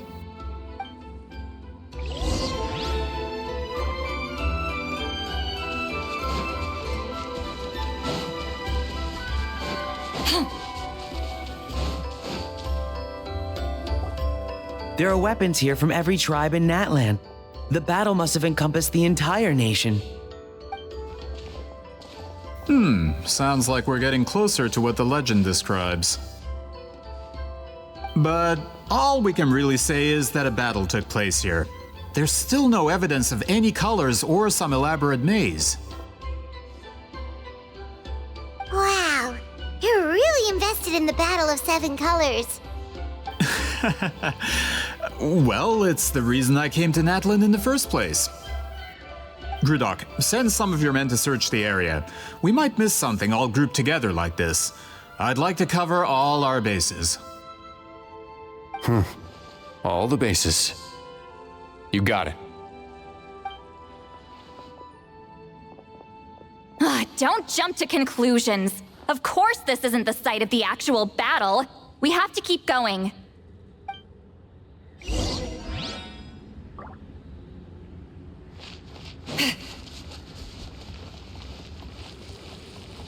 This wall is in our way! I might have an idea. Traveler, try removing that sphere.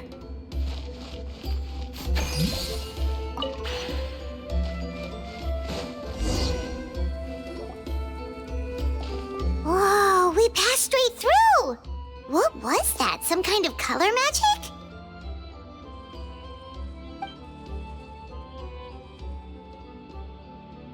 It's very close to the technique Citali might have used.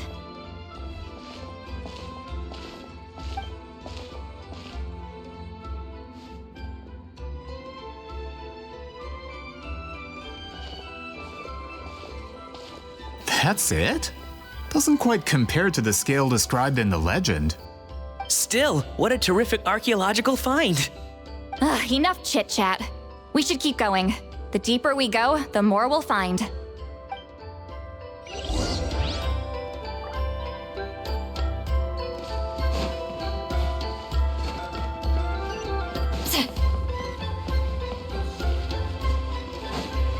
Rise like smoke!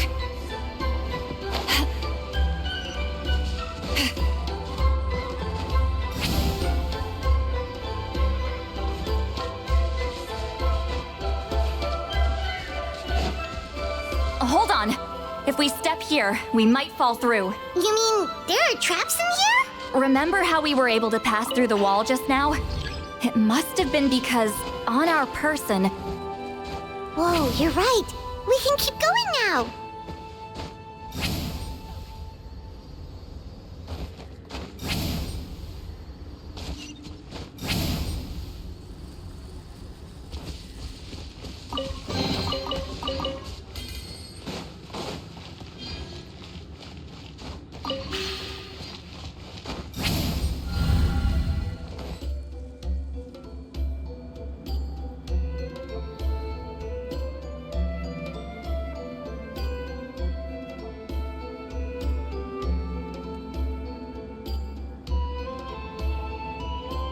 Wait, what was that?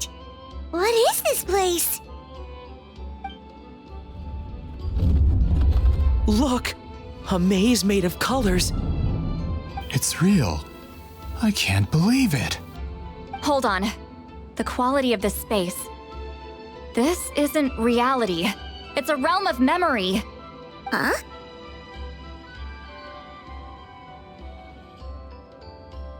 No. This is a space constructed using memories as a medium. The principle is similar, but the two are not the same. Correct?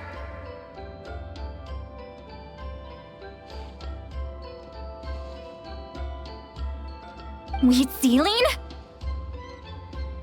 What? No.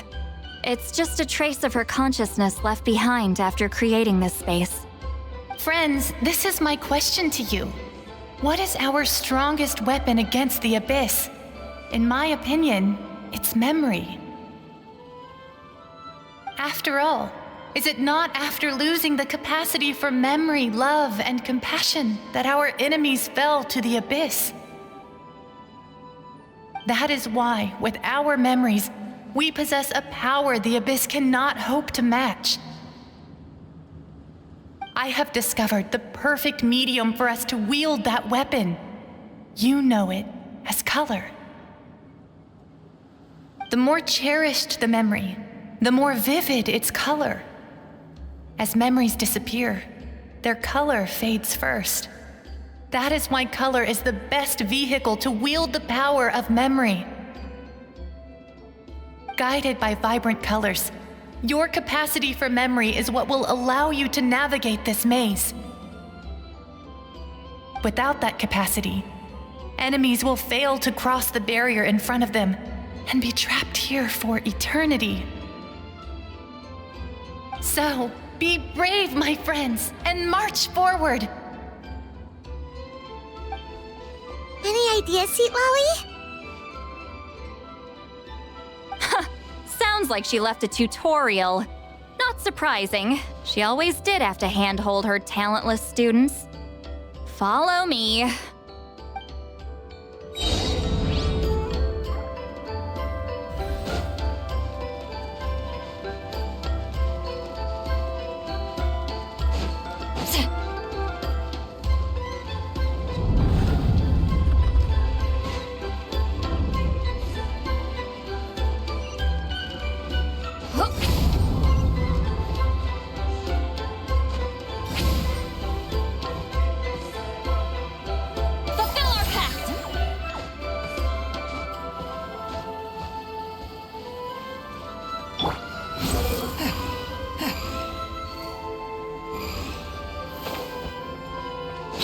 Following me. There are monsters here too? Abyss creatures. Likely trapped here for some time. Looks like a few monsters made it out of the battle all those years ago. Suffer the wrath of Eastling!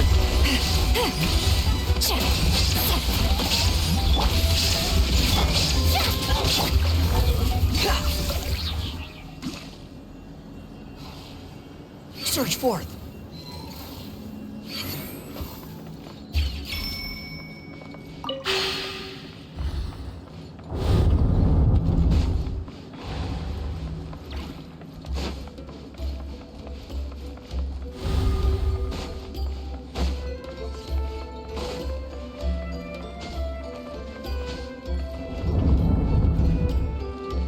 What's with these color-changing blocks? You and Citali fell through all of a sudden. You scared Paimon half to death. Must be... Oh no, more monsters? Ah, shoot. They're blocking the way forward. Let's get rid of them.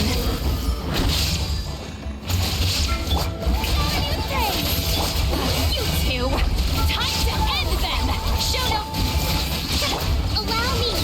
Billowing surge!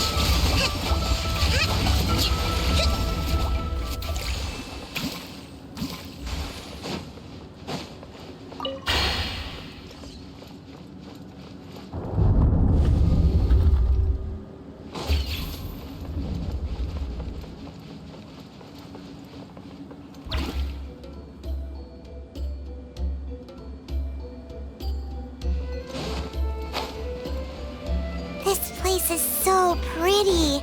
If not for those monsters, Paimon would have never guessed this was a battlefield. The showmanship's not bad. I'll give her that. Is this a bridge made of colors? Don't sound so surprised. We just need to cross and we should reach the end. Let's move out.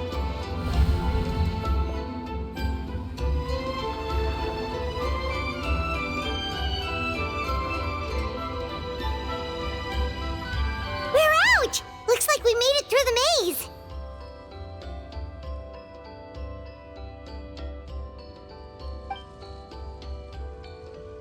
Hold on. This is... Whoa, so pretty! The thing inside the sphere looks exactly like the maze! It's like a miniature blueprint made from a special dye.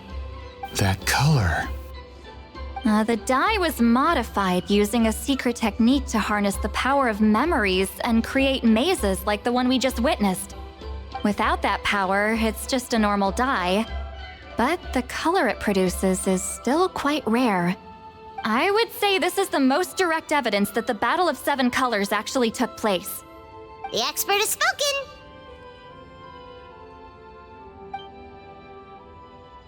Perhaps I could take a closer look? It's an important piece of physical evidence, after all. No, you may not.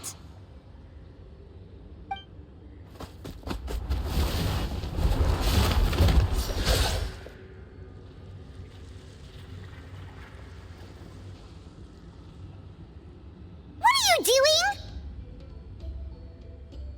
You noticed my signal.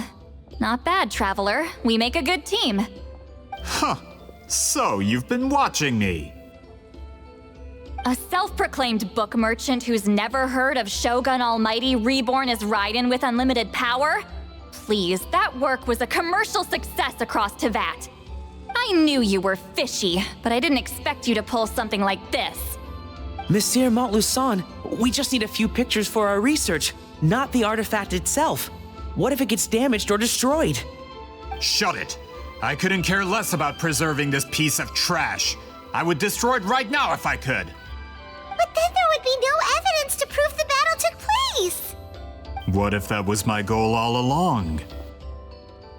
What? Huh. Pretending to be a book merchant, pretending to promote the history of Natlan and its heroes, was the only way to get information out of the people in this tribe. But make no mistake, I'm no lowly merchant. I am the future owner of the largest printing company in all of Teyvat. But the dye in that sphere ruined all my plans before they could even get off the ground. We've received a report that your advertisement in the paper makes false claims. Fontaine Law demands it be taken down immediately. False claims? The dye I advertised is an unprecedented innovation. It produces colors of unmatched radiance. Unfortunately, its qualities are neither unprecedented nor unmatched. According to the lady who made the report, she saw a woven scroll in Natlan made with a similar dye. Even more miraculous, that substance dates back hundreds of years.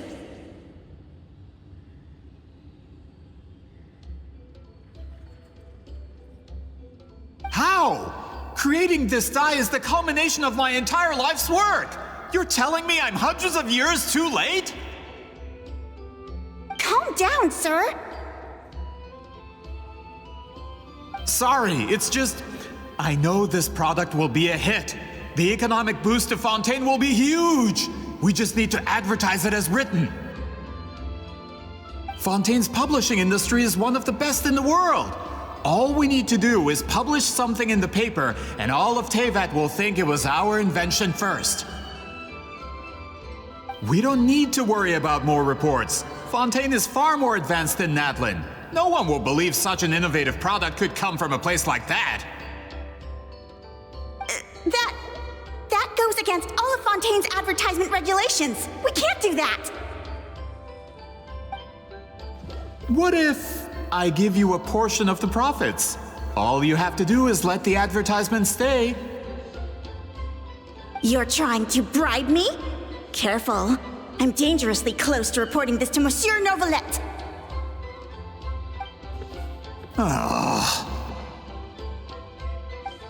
I knew if I was just allowed to market my product, it would be a hit. A bestseller even. I would be a giant in the printing industry.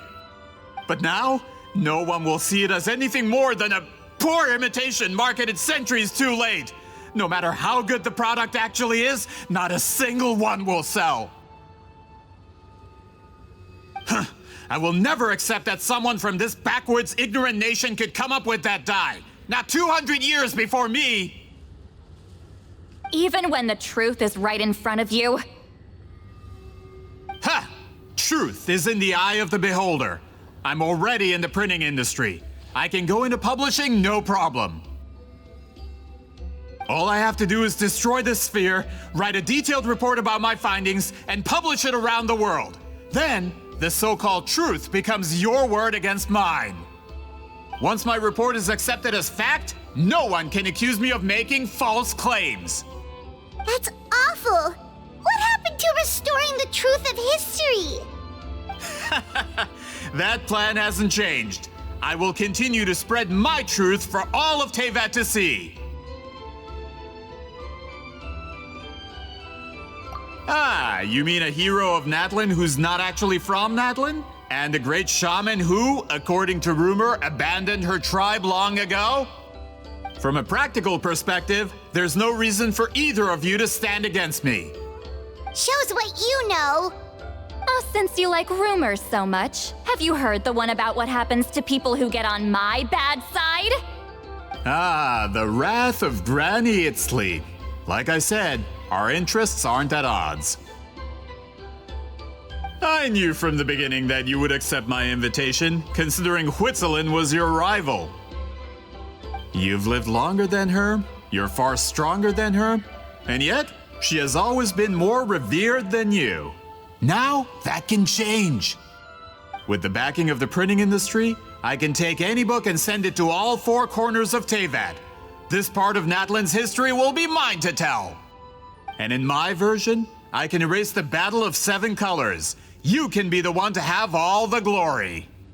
That's not real history. That's a no then? Your history means nothing to me. But it's not allowed to stand in the way of my Mora. Done running your mouth? Good. Before handing you over to the tribe, I think I'll have my way with you first. If this comes to a fight, per my contract, you're gonna have to go through me.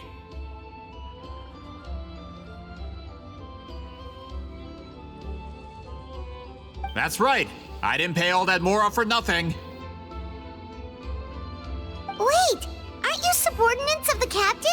Why are you helping someone who wants to erase Natlan's history? The captain. You actually bought that? United in the pursuit of Mora, we travel the land to collect debts. Our loyalty is to Regrader, his interests, and his wealth. Regrader? The captain means nothing to them. They serve a different harbinger altogether. Regrader! This man has the potential to become a giant in the printing industry and disrupt Fontaine's economic system. This aligns with Regrader's interests.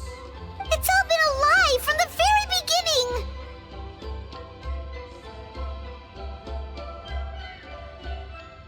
I don't care who you serve. When it comes to punishment, I don't discriminate.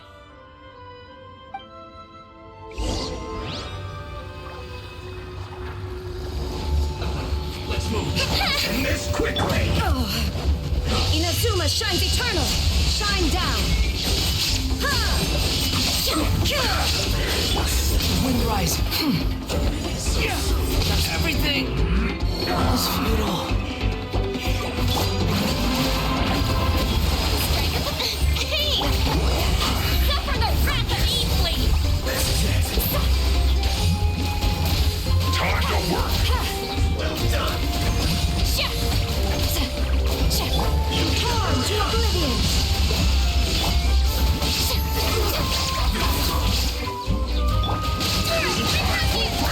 Rest and rebuild!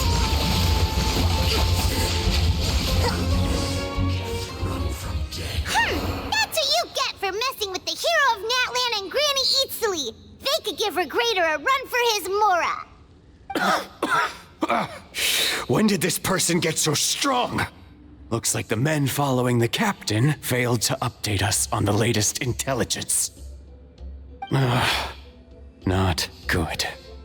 This is becoming more trouble than it's worth. You're on your own!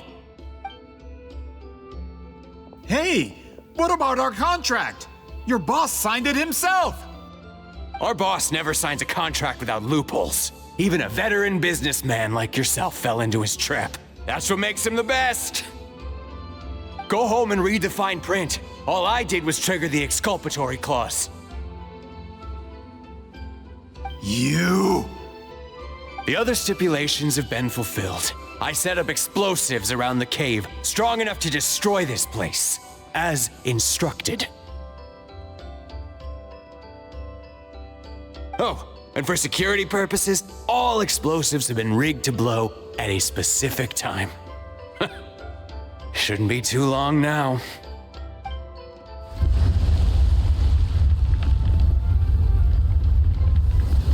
What? This whole place is gonna collapse? You were supposed to wait until I made it out! Are you trying to kill me?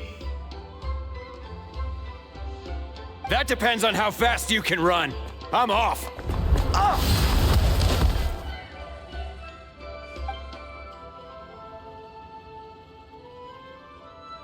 You think you can just waltz out of here? Traveler, stop them, and then we'll make a break for it.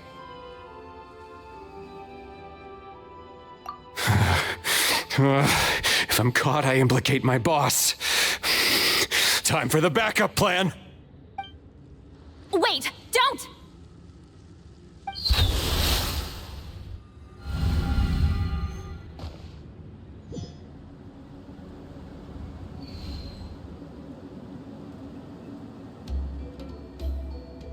Where are we? Back in the maze? Our surroundings look different, though. What did that Fatui guy do? Good point. She'll know how to get out of here. Let's hurry. If we don't make it out before the cave collapses, we might never be able to leave. Let's see. Citali! Looks like it's not gonna be that easy. What should we do?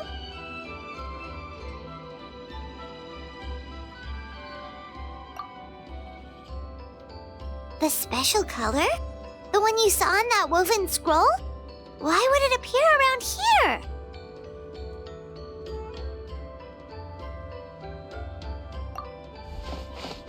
You're right. Lead the way, traveler.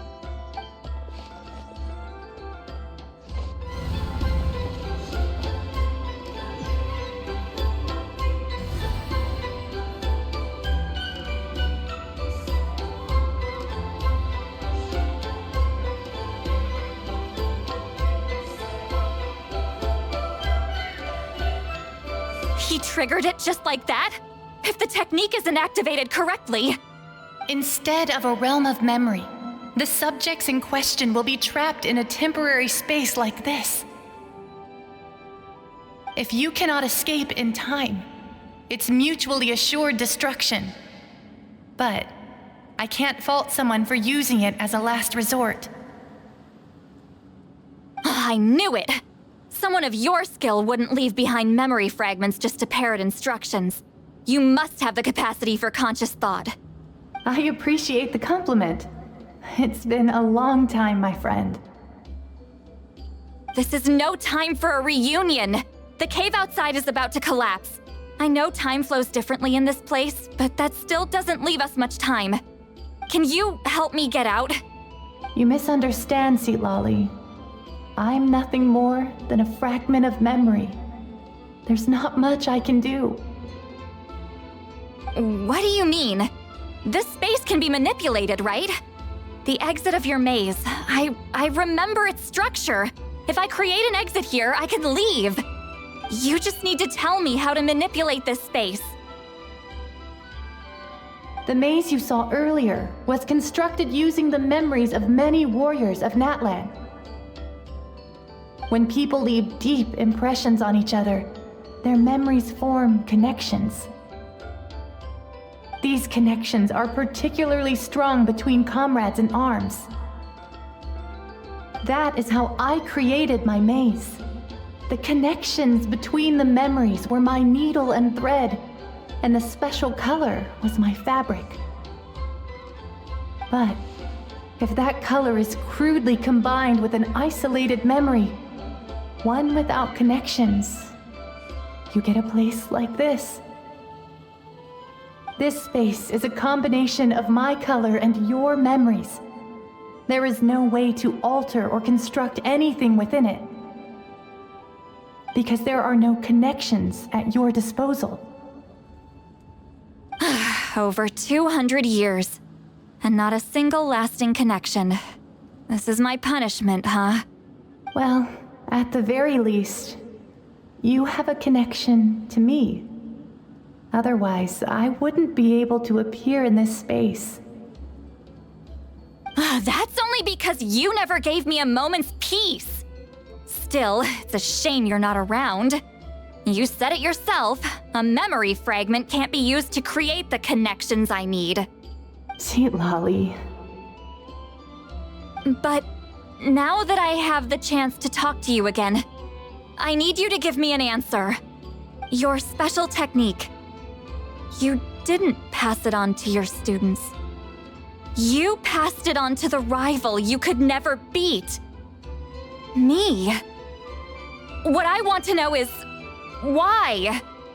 So you figured it out. After what I saw in the maze and everything you just told me, I'm certain the technique at the center of all this is the same one you taught me all those years ago. But you never brought up the fact that you used it to win a battle.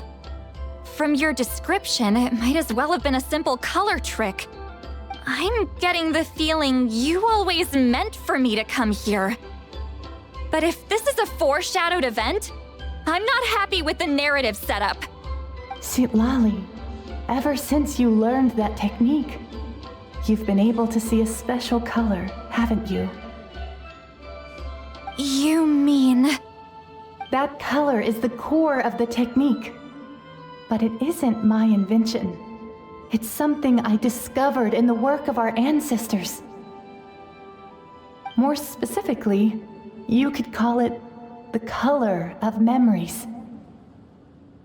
In truth, passing on the technique is a process of using that color to tint another person's memories. Yes, the technique has the power to decide victory. But in my opinion, the capacity to add color to someone's memories is where the true value lies. You are fated to live a far longer life than me, Citali. I couldn't bear the thought of all those years existing as a blank canvas in your memory. So I wanted to leave a little color behind. Your color, you mean? One day, you too will want to leave behind your color in someone else's memory.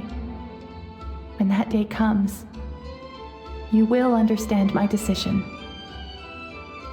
I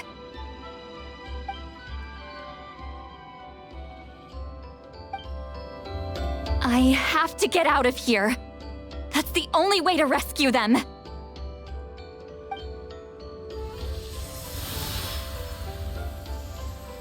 Citali, what are you...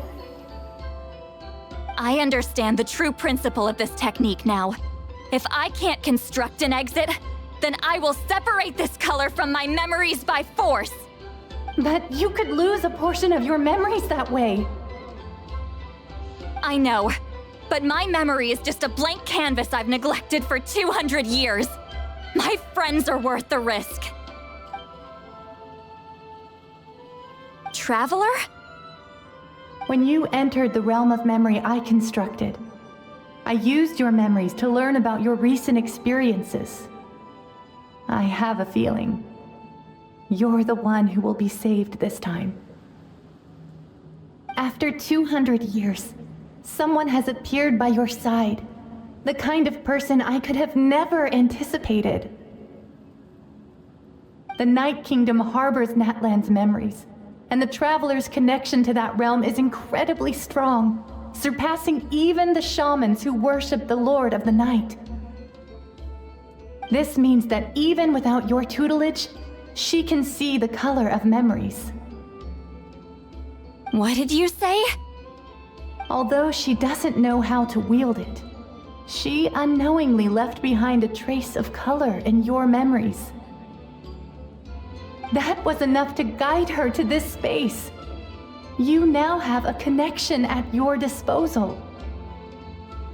Well, Citali, it looks like part of this was foreshadowed, but the rest is a surprise. Traveler? Traveler! That's Citlali's voice! She's just up ahead! This is goodbye, my friend. Your memories over the past 200 years are much more than a blank canvas. Cherish them. Wheat ceiling.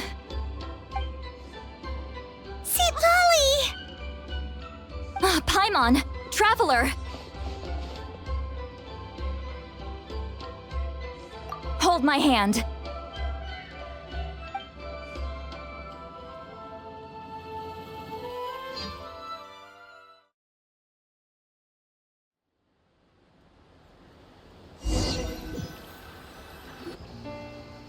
Did we teleport out? Man, that place was so... Ooh!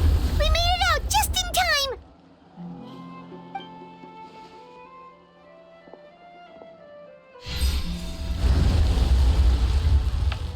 Wonder what happened to the Fatui guy and the others.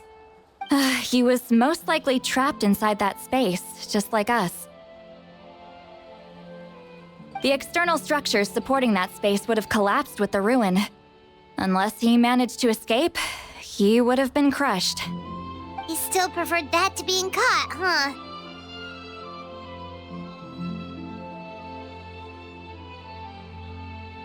They were standing a bit further away, right? They probably weren't pulled into the space. Maybe they already made a run for it. Hello? It's one of Maluson's employees! Quick, restrain him! Oh, I can explain. I had no idea Malu-san was such a terrible person. I couldn't stop him from running, so I stayed behind and tried to find people to help rescue you. I'm so glad you managed to get out of there. Either way, the guards will take you back to the tribe. You'll be their problem.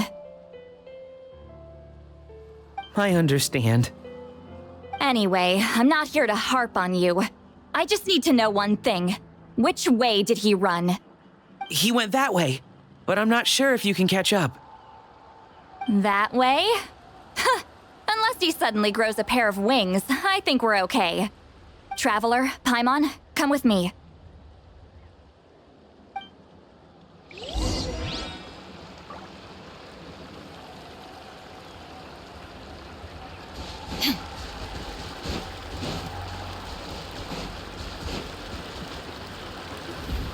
Hey, it's Elder Tlapo and a group of Ictomisaurs!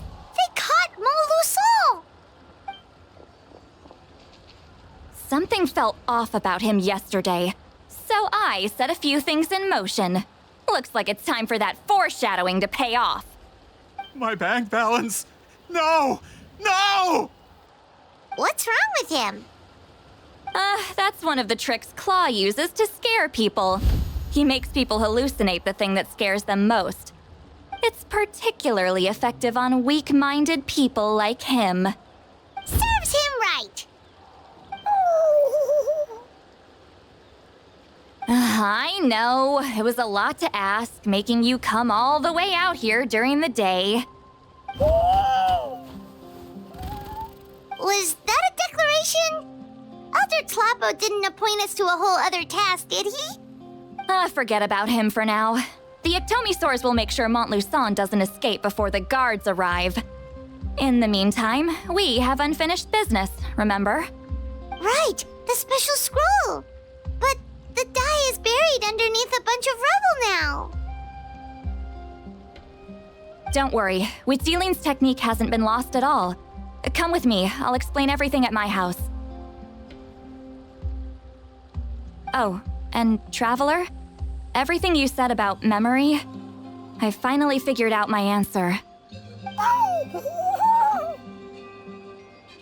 I knew you'd want to tag along. Let's go.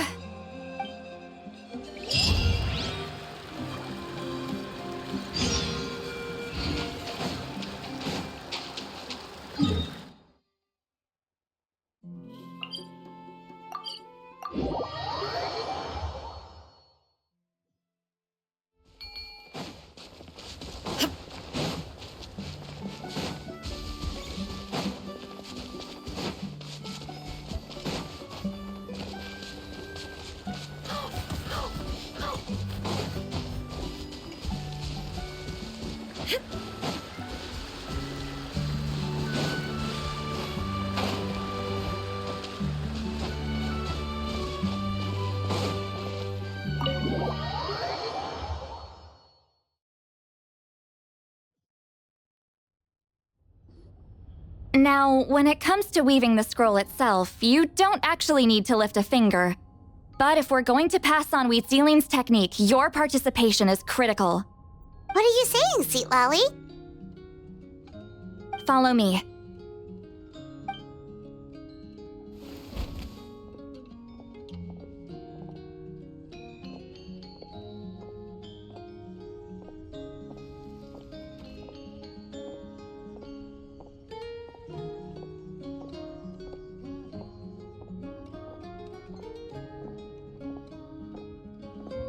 Whoa, look at this place.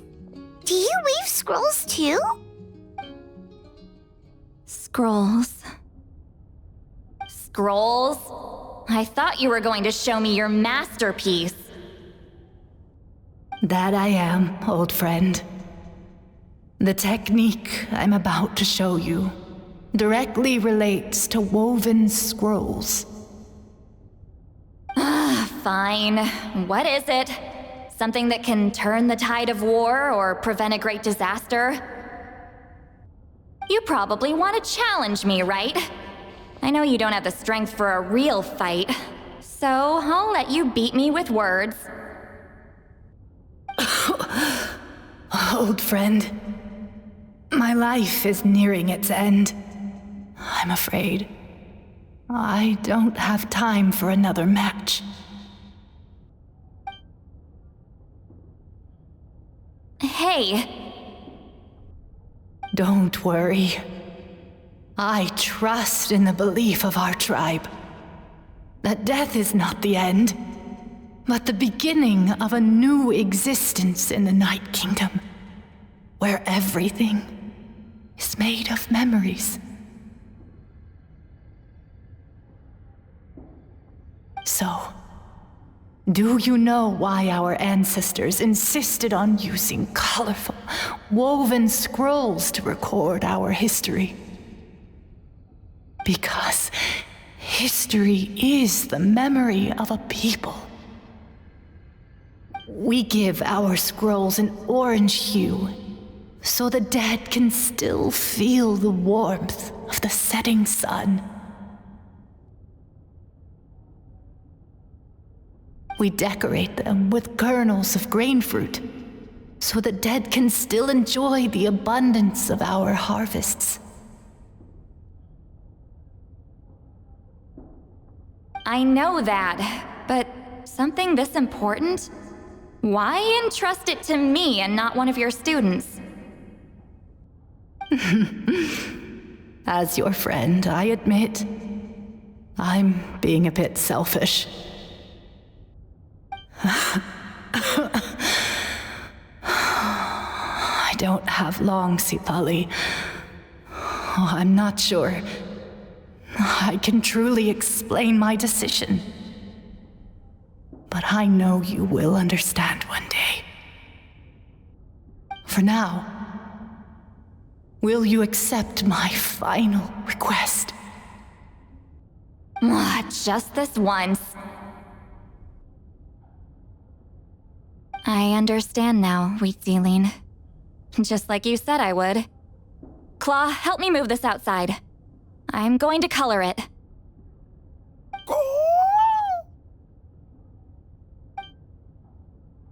Traveler, Paimon, come with me.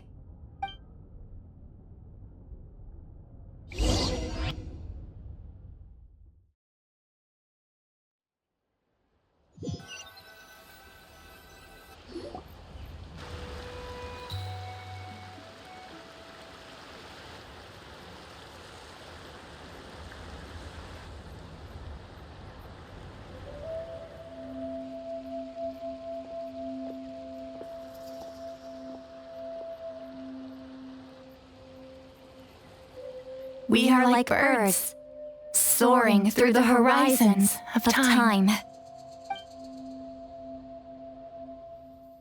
I linger between brushes of memory, seeking the color of my final journey.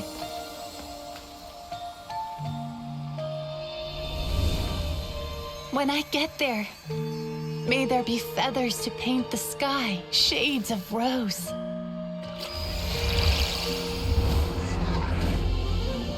And fields of green to beckon adventurous souls. And azure oceans with which to sail into the unknown. And volcanoes too, where, despite the danger, hidden treasure waits to be found. And graffiti art, of course.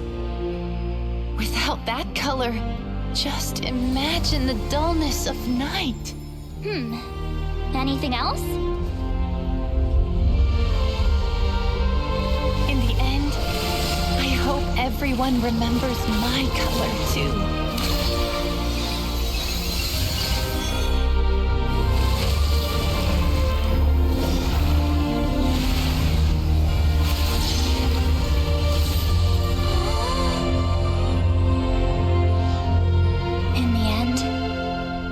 I hope everyone remembers your color too. All in all, it was just a technique for coloring a scroll. The task I'm entrusting to you is much more than that. Farewell, my friend.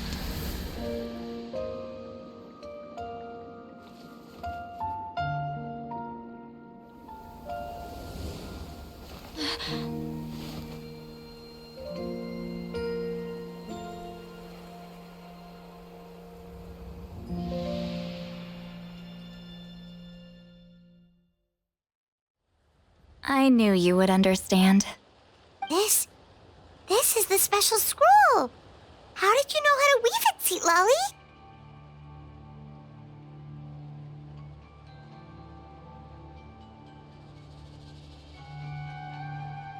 Hold on.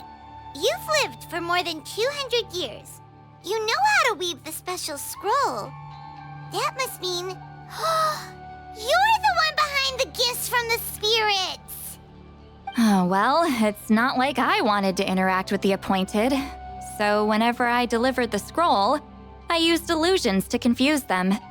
The fact that it turned into some kind of divine intervention is because no one was skilled enough to see through my tricks.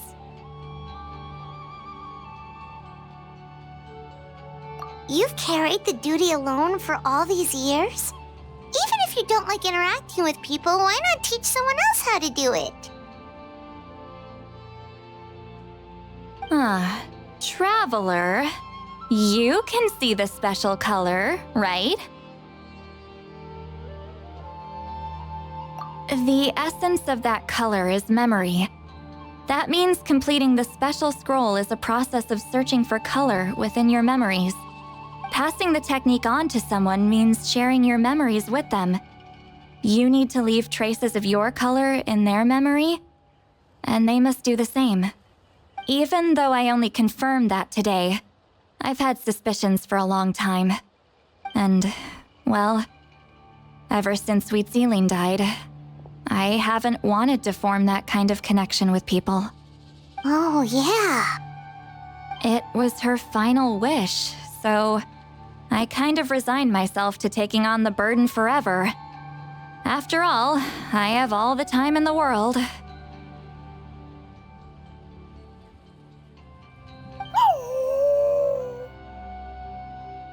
But Claw never stopped appointing new candidates to weave the scroll, despite knowing exactly how I felt about the situation.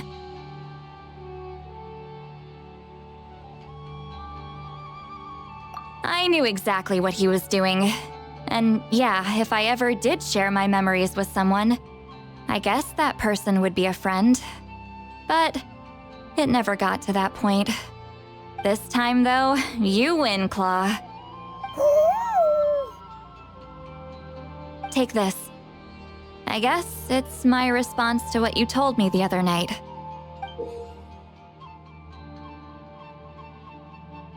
What is it? If I had to choose my color, it would be the color of this handkerchief. Countless people exist in my memories, and I know one day that will be my fate too. A memory living on in someone else's head. Since you have a long lifespan, you're the perfect candidate to bear this memory and carry my color in your mind. Just keep it safe. And you better not forget my color when I'm gone. Whoa. It's a little early to talk about death, don't you think? It's only been a few seconds since we made the friendship official. Isn't that what friends are for? Okay, this is a serious commitment. Well, Citali, if the Traveler's going to leave their color in your mind too, it'll probably be gold, right? Actually, their mark is already there. Remember the mind reading effect I couldn't fix? Well, I finally got to the bottom of it. Sharing senses allows communication to occur between the consciousness of different people. Naturally, memories are also involved in that process. Although I didn't know it at the time, we both have the ability to see the color of memory, which means that when I shared my senses with you, a connection was created between our memories. And that connection is what caused my original spell to go haywire. So, you can hear the Traveler's thoughts because you left traces of color in each other's memories? And that's why the Traveler could hear your thoughts too, because it works both ways, right? Quick thinking, but only those trained in the mystic arts can maintain that level of connection. That's why I can still hear the Traveler's thoughts, but not the other way around. There's no need to worry, though. Now that I've figured out how it works, I'll get rid of it in no time. Oh. I lied. Hearing each other's thoughts actually depends on the strength of the connection between our memories. So, after everything we just went through, I bet you can hear me again.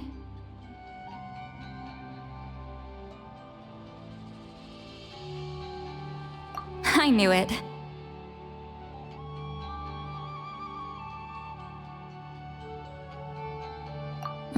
Since the connection between our memories is already there, the only way to get rid of the effect is for one of us to forget about the other. Just messing with you. I'm a legendary shaman of my tribe. Now that I know the cause, of course I can figure out how to fix it. It'll probably take some time, though, so bear with me for now. Besides, I'm an open book. It's not like you're gonna hear anything embarrassing. Oh, unless I've had a few drinks. A shame? I mean, if you ever miss this whole telepathy mess, I could always share my senses with you again. No promises, though. Some thoughts are better kept to yourself. Huh?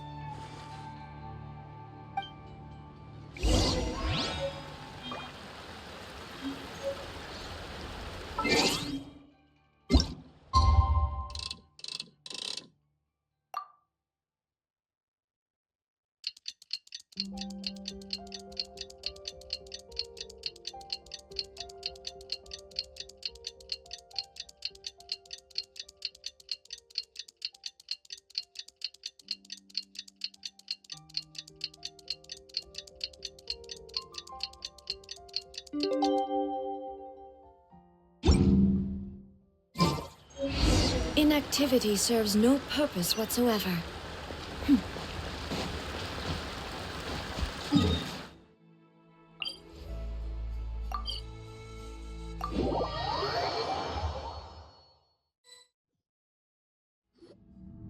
Ah, you did it? Your investigation into the Battle of Seven Colors must have been fruitful indeed. I do hope you share what you learned. Wow! The scroll is finished already! Elder Talapo's wisdom is never wrong. Yeah, we should explain. Take it away, Traveler!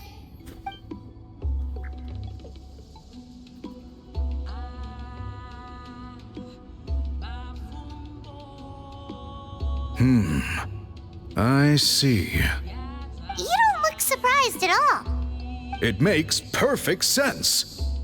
History is the memory of a people. If we want to depict it, a dye derived from people's memories is, of course, the best choice. Now, it's just a matter of preserving this secret technique.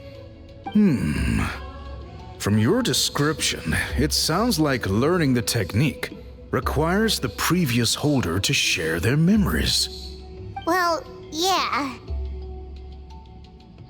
In that case, I must work with our priests to reinvent the technique based on the principles you described. After all, memories are precious things, meant to be shared with those closest to us. I cannot take that choice away from you, Traveler. You completed your task admirably. Finding a way to carry on that legacy is now our duty. All right, we'll leave that to you. And please pass along my thanks to Granny Eastly.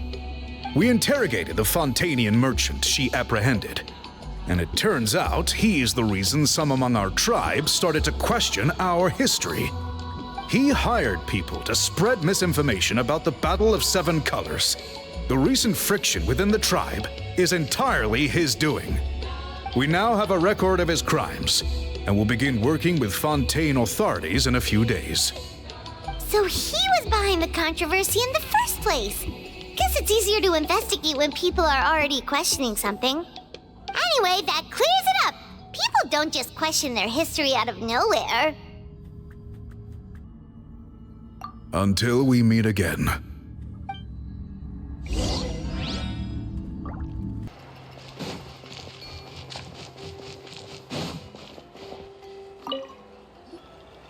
You told him everything, right? Yep, we left out the part about your contribution, but it kinda seemed like Chief Biram saw through us. You could have just said it was a gift from the spirits. I guess he is different from the previous chiefs. But if he figures out it was me all these years, I'm in for a world of trouble. There you are! I've been looking everywhere for you. Oh, it's the other Fontanian researcher. He wasn't taken away with his boss? Please, call me Allier. After questioning, the tribe absolved me of any serious wrongdoing, so here I am. I'll be heading back to Fontaine soon. No employer means no funding, after all. But I wanted to finish my investigation first. I'd like to ask some questions about Huitzilin. I want people outside of Natlan to hear her story, but my understanding still has some holes. Questions? Huh! Why should I let an Outlander tell our stories? Don't misunderstand. I have no intention of twisting your history or using it to make a profit. It's just honest curiosity, I assure you. I believe amazing stories deserve to be shared with the world. Culture thrives through dialogue and exchange. All right, you can ask your questions, but be quick. I have important plans after this. Important plans? Oh, thank you very much.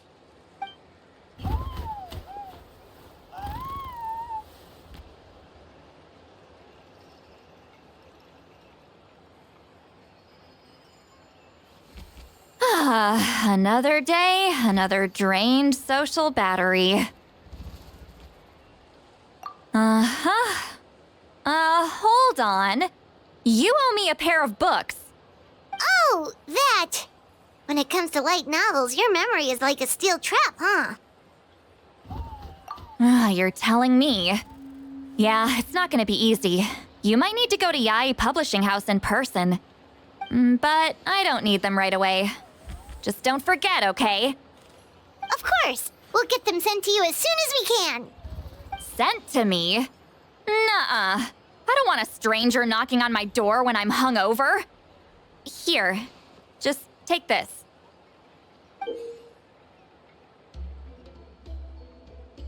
And this is? The key to my house. Don't bother knocking next time. You'll disturb my sleep.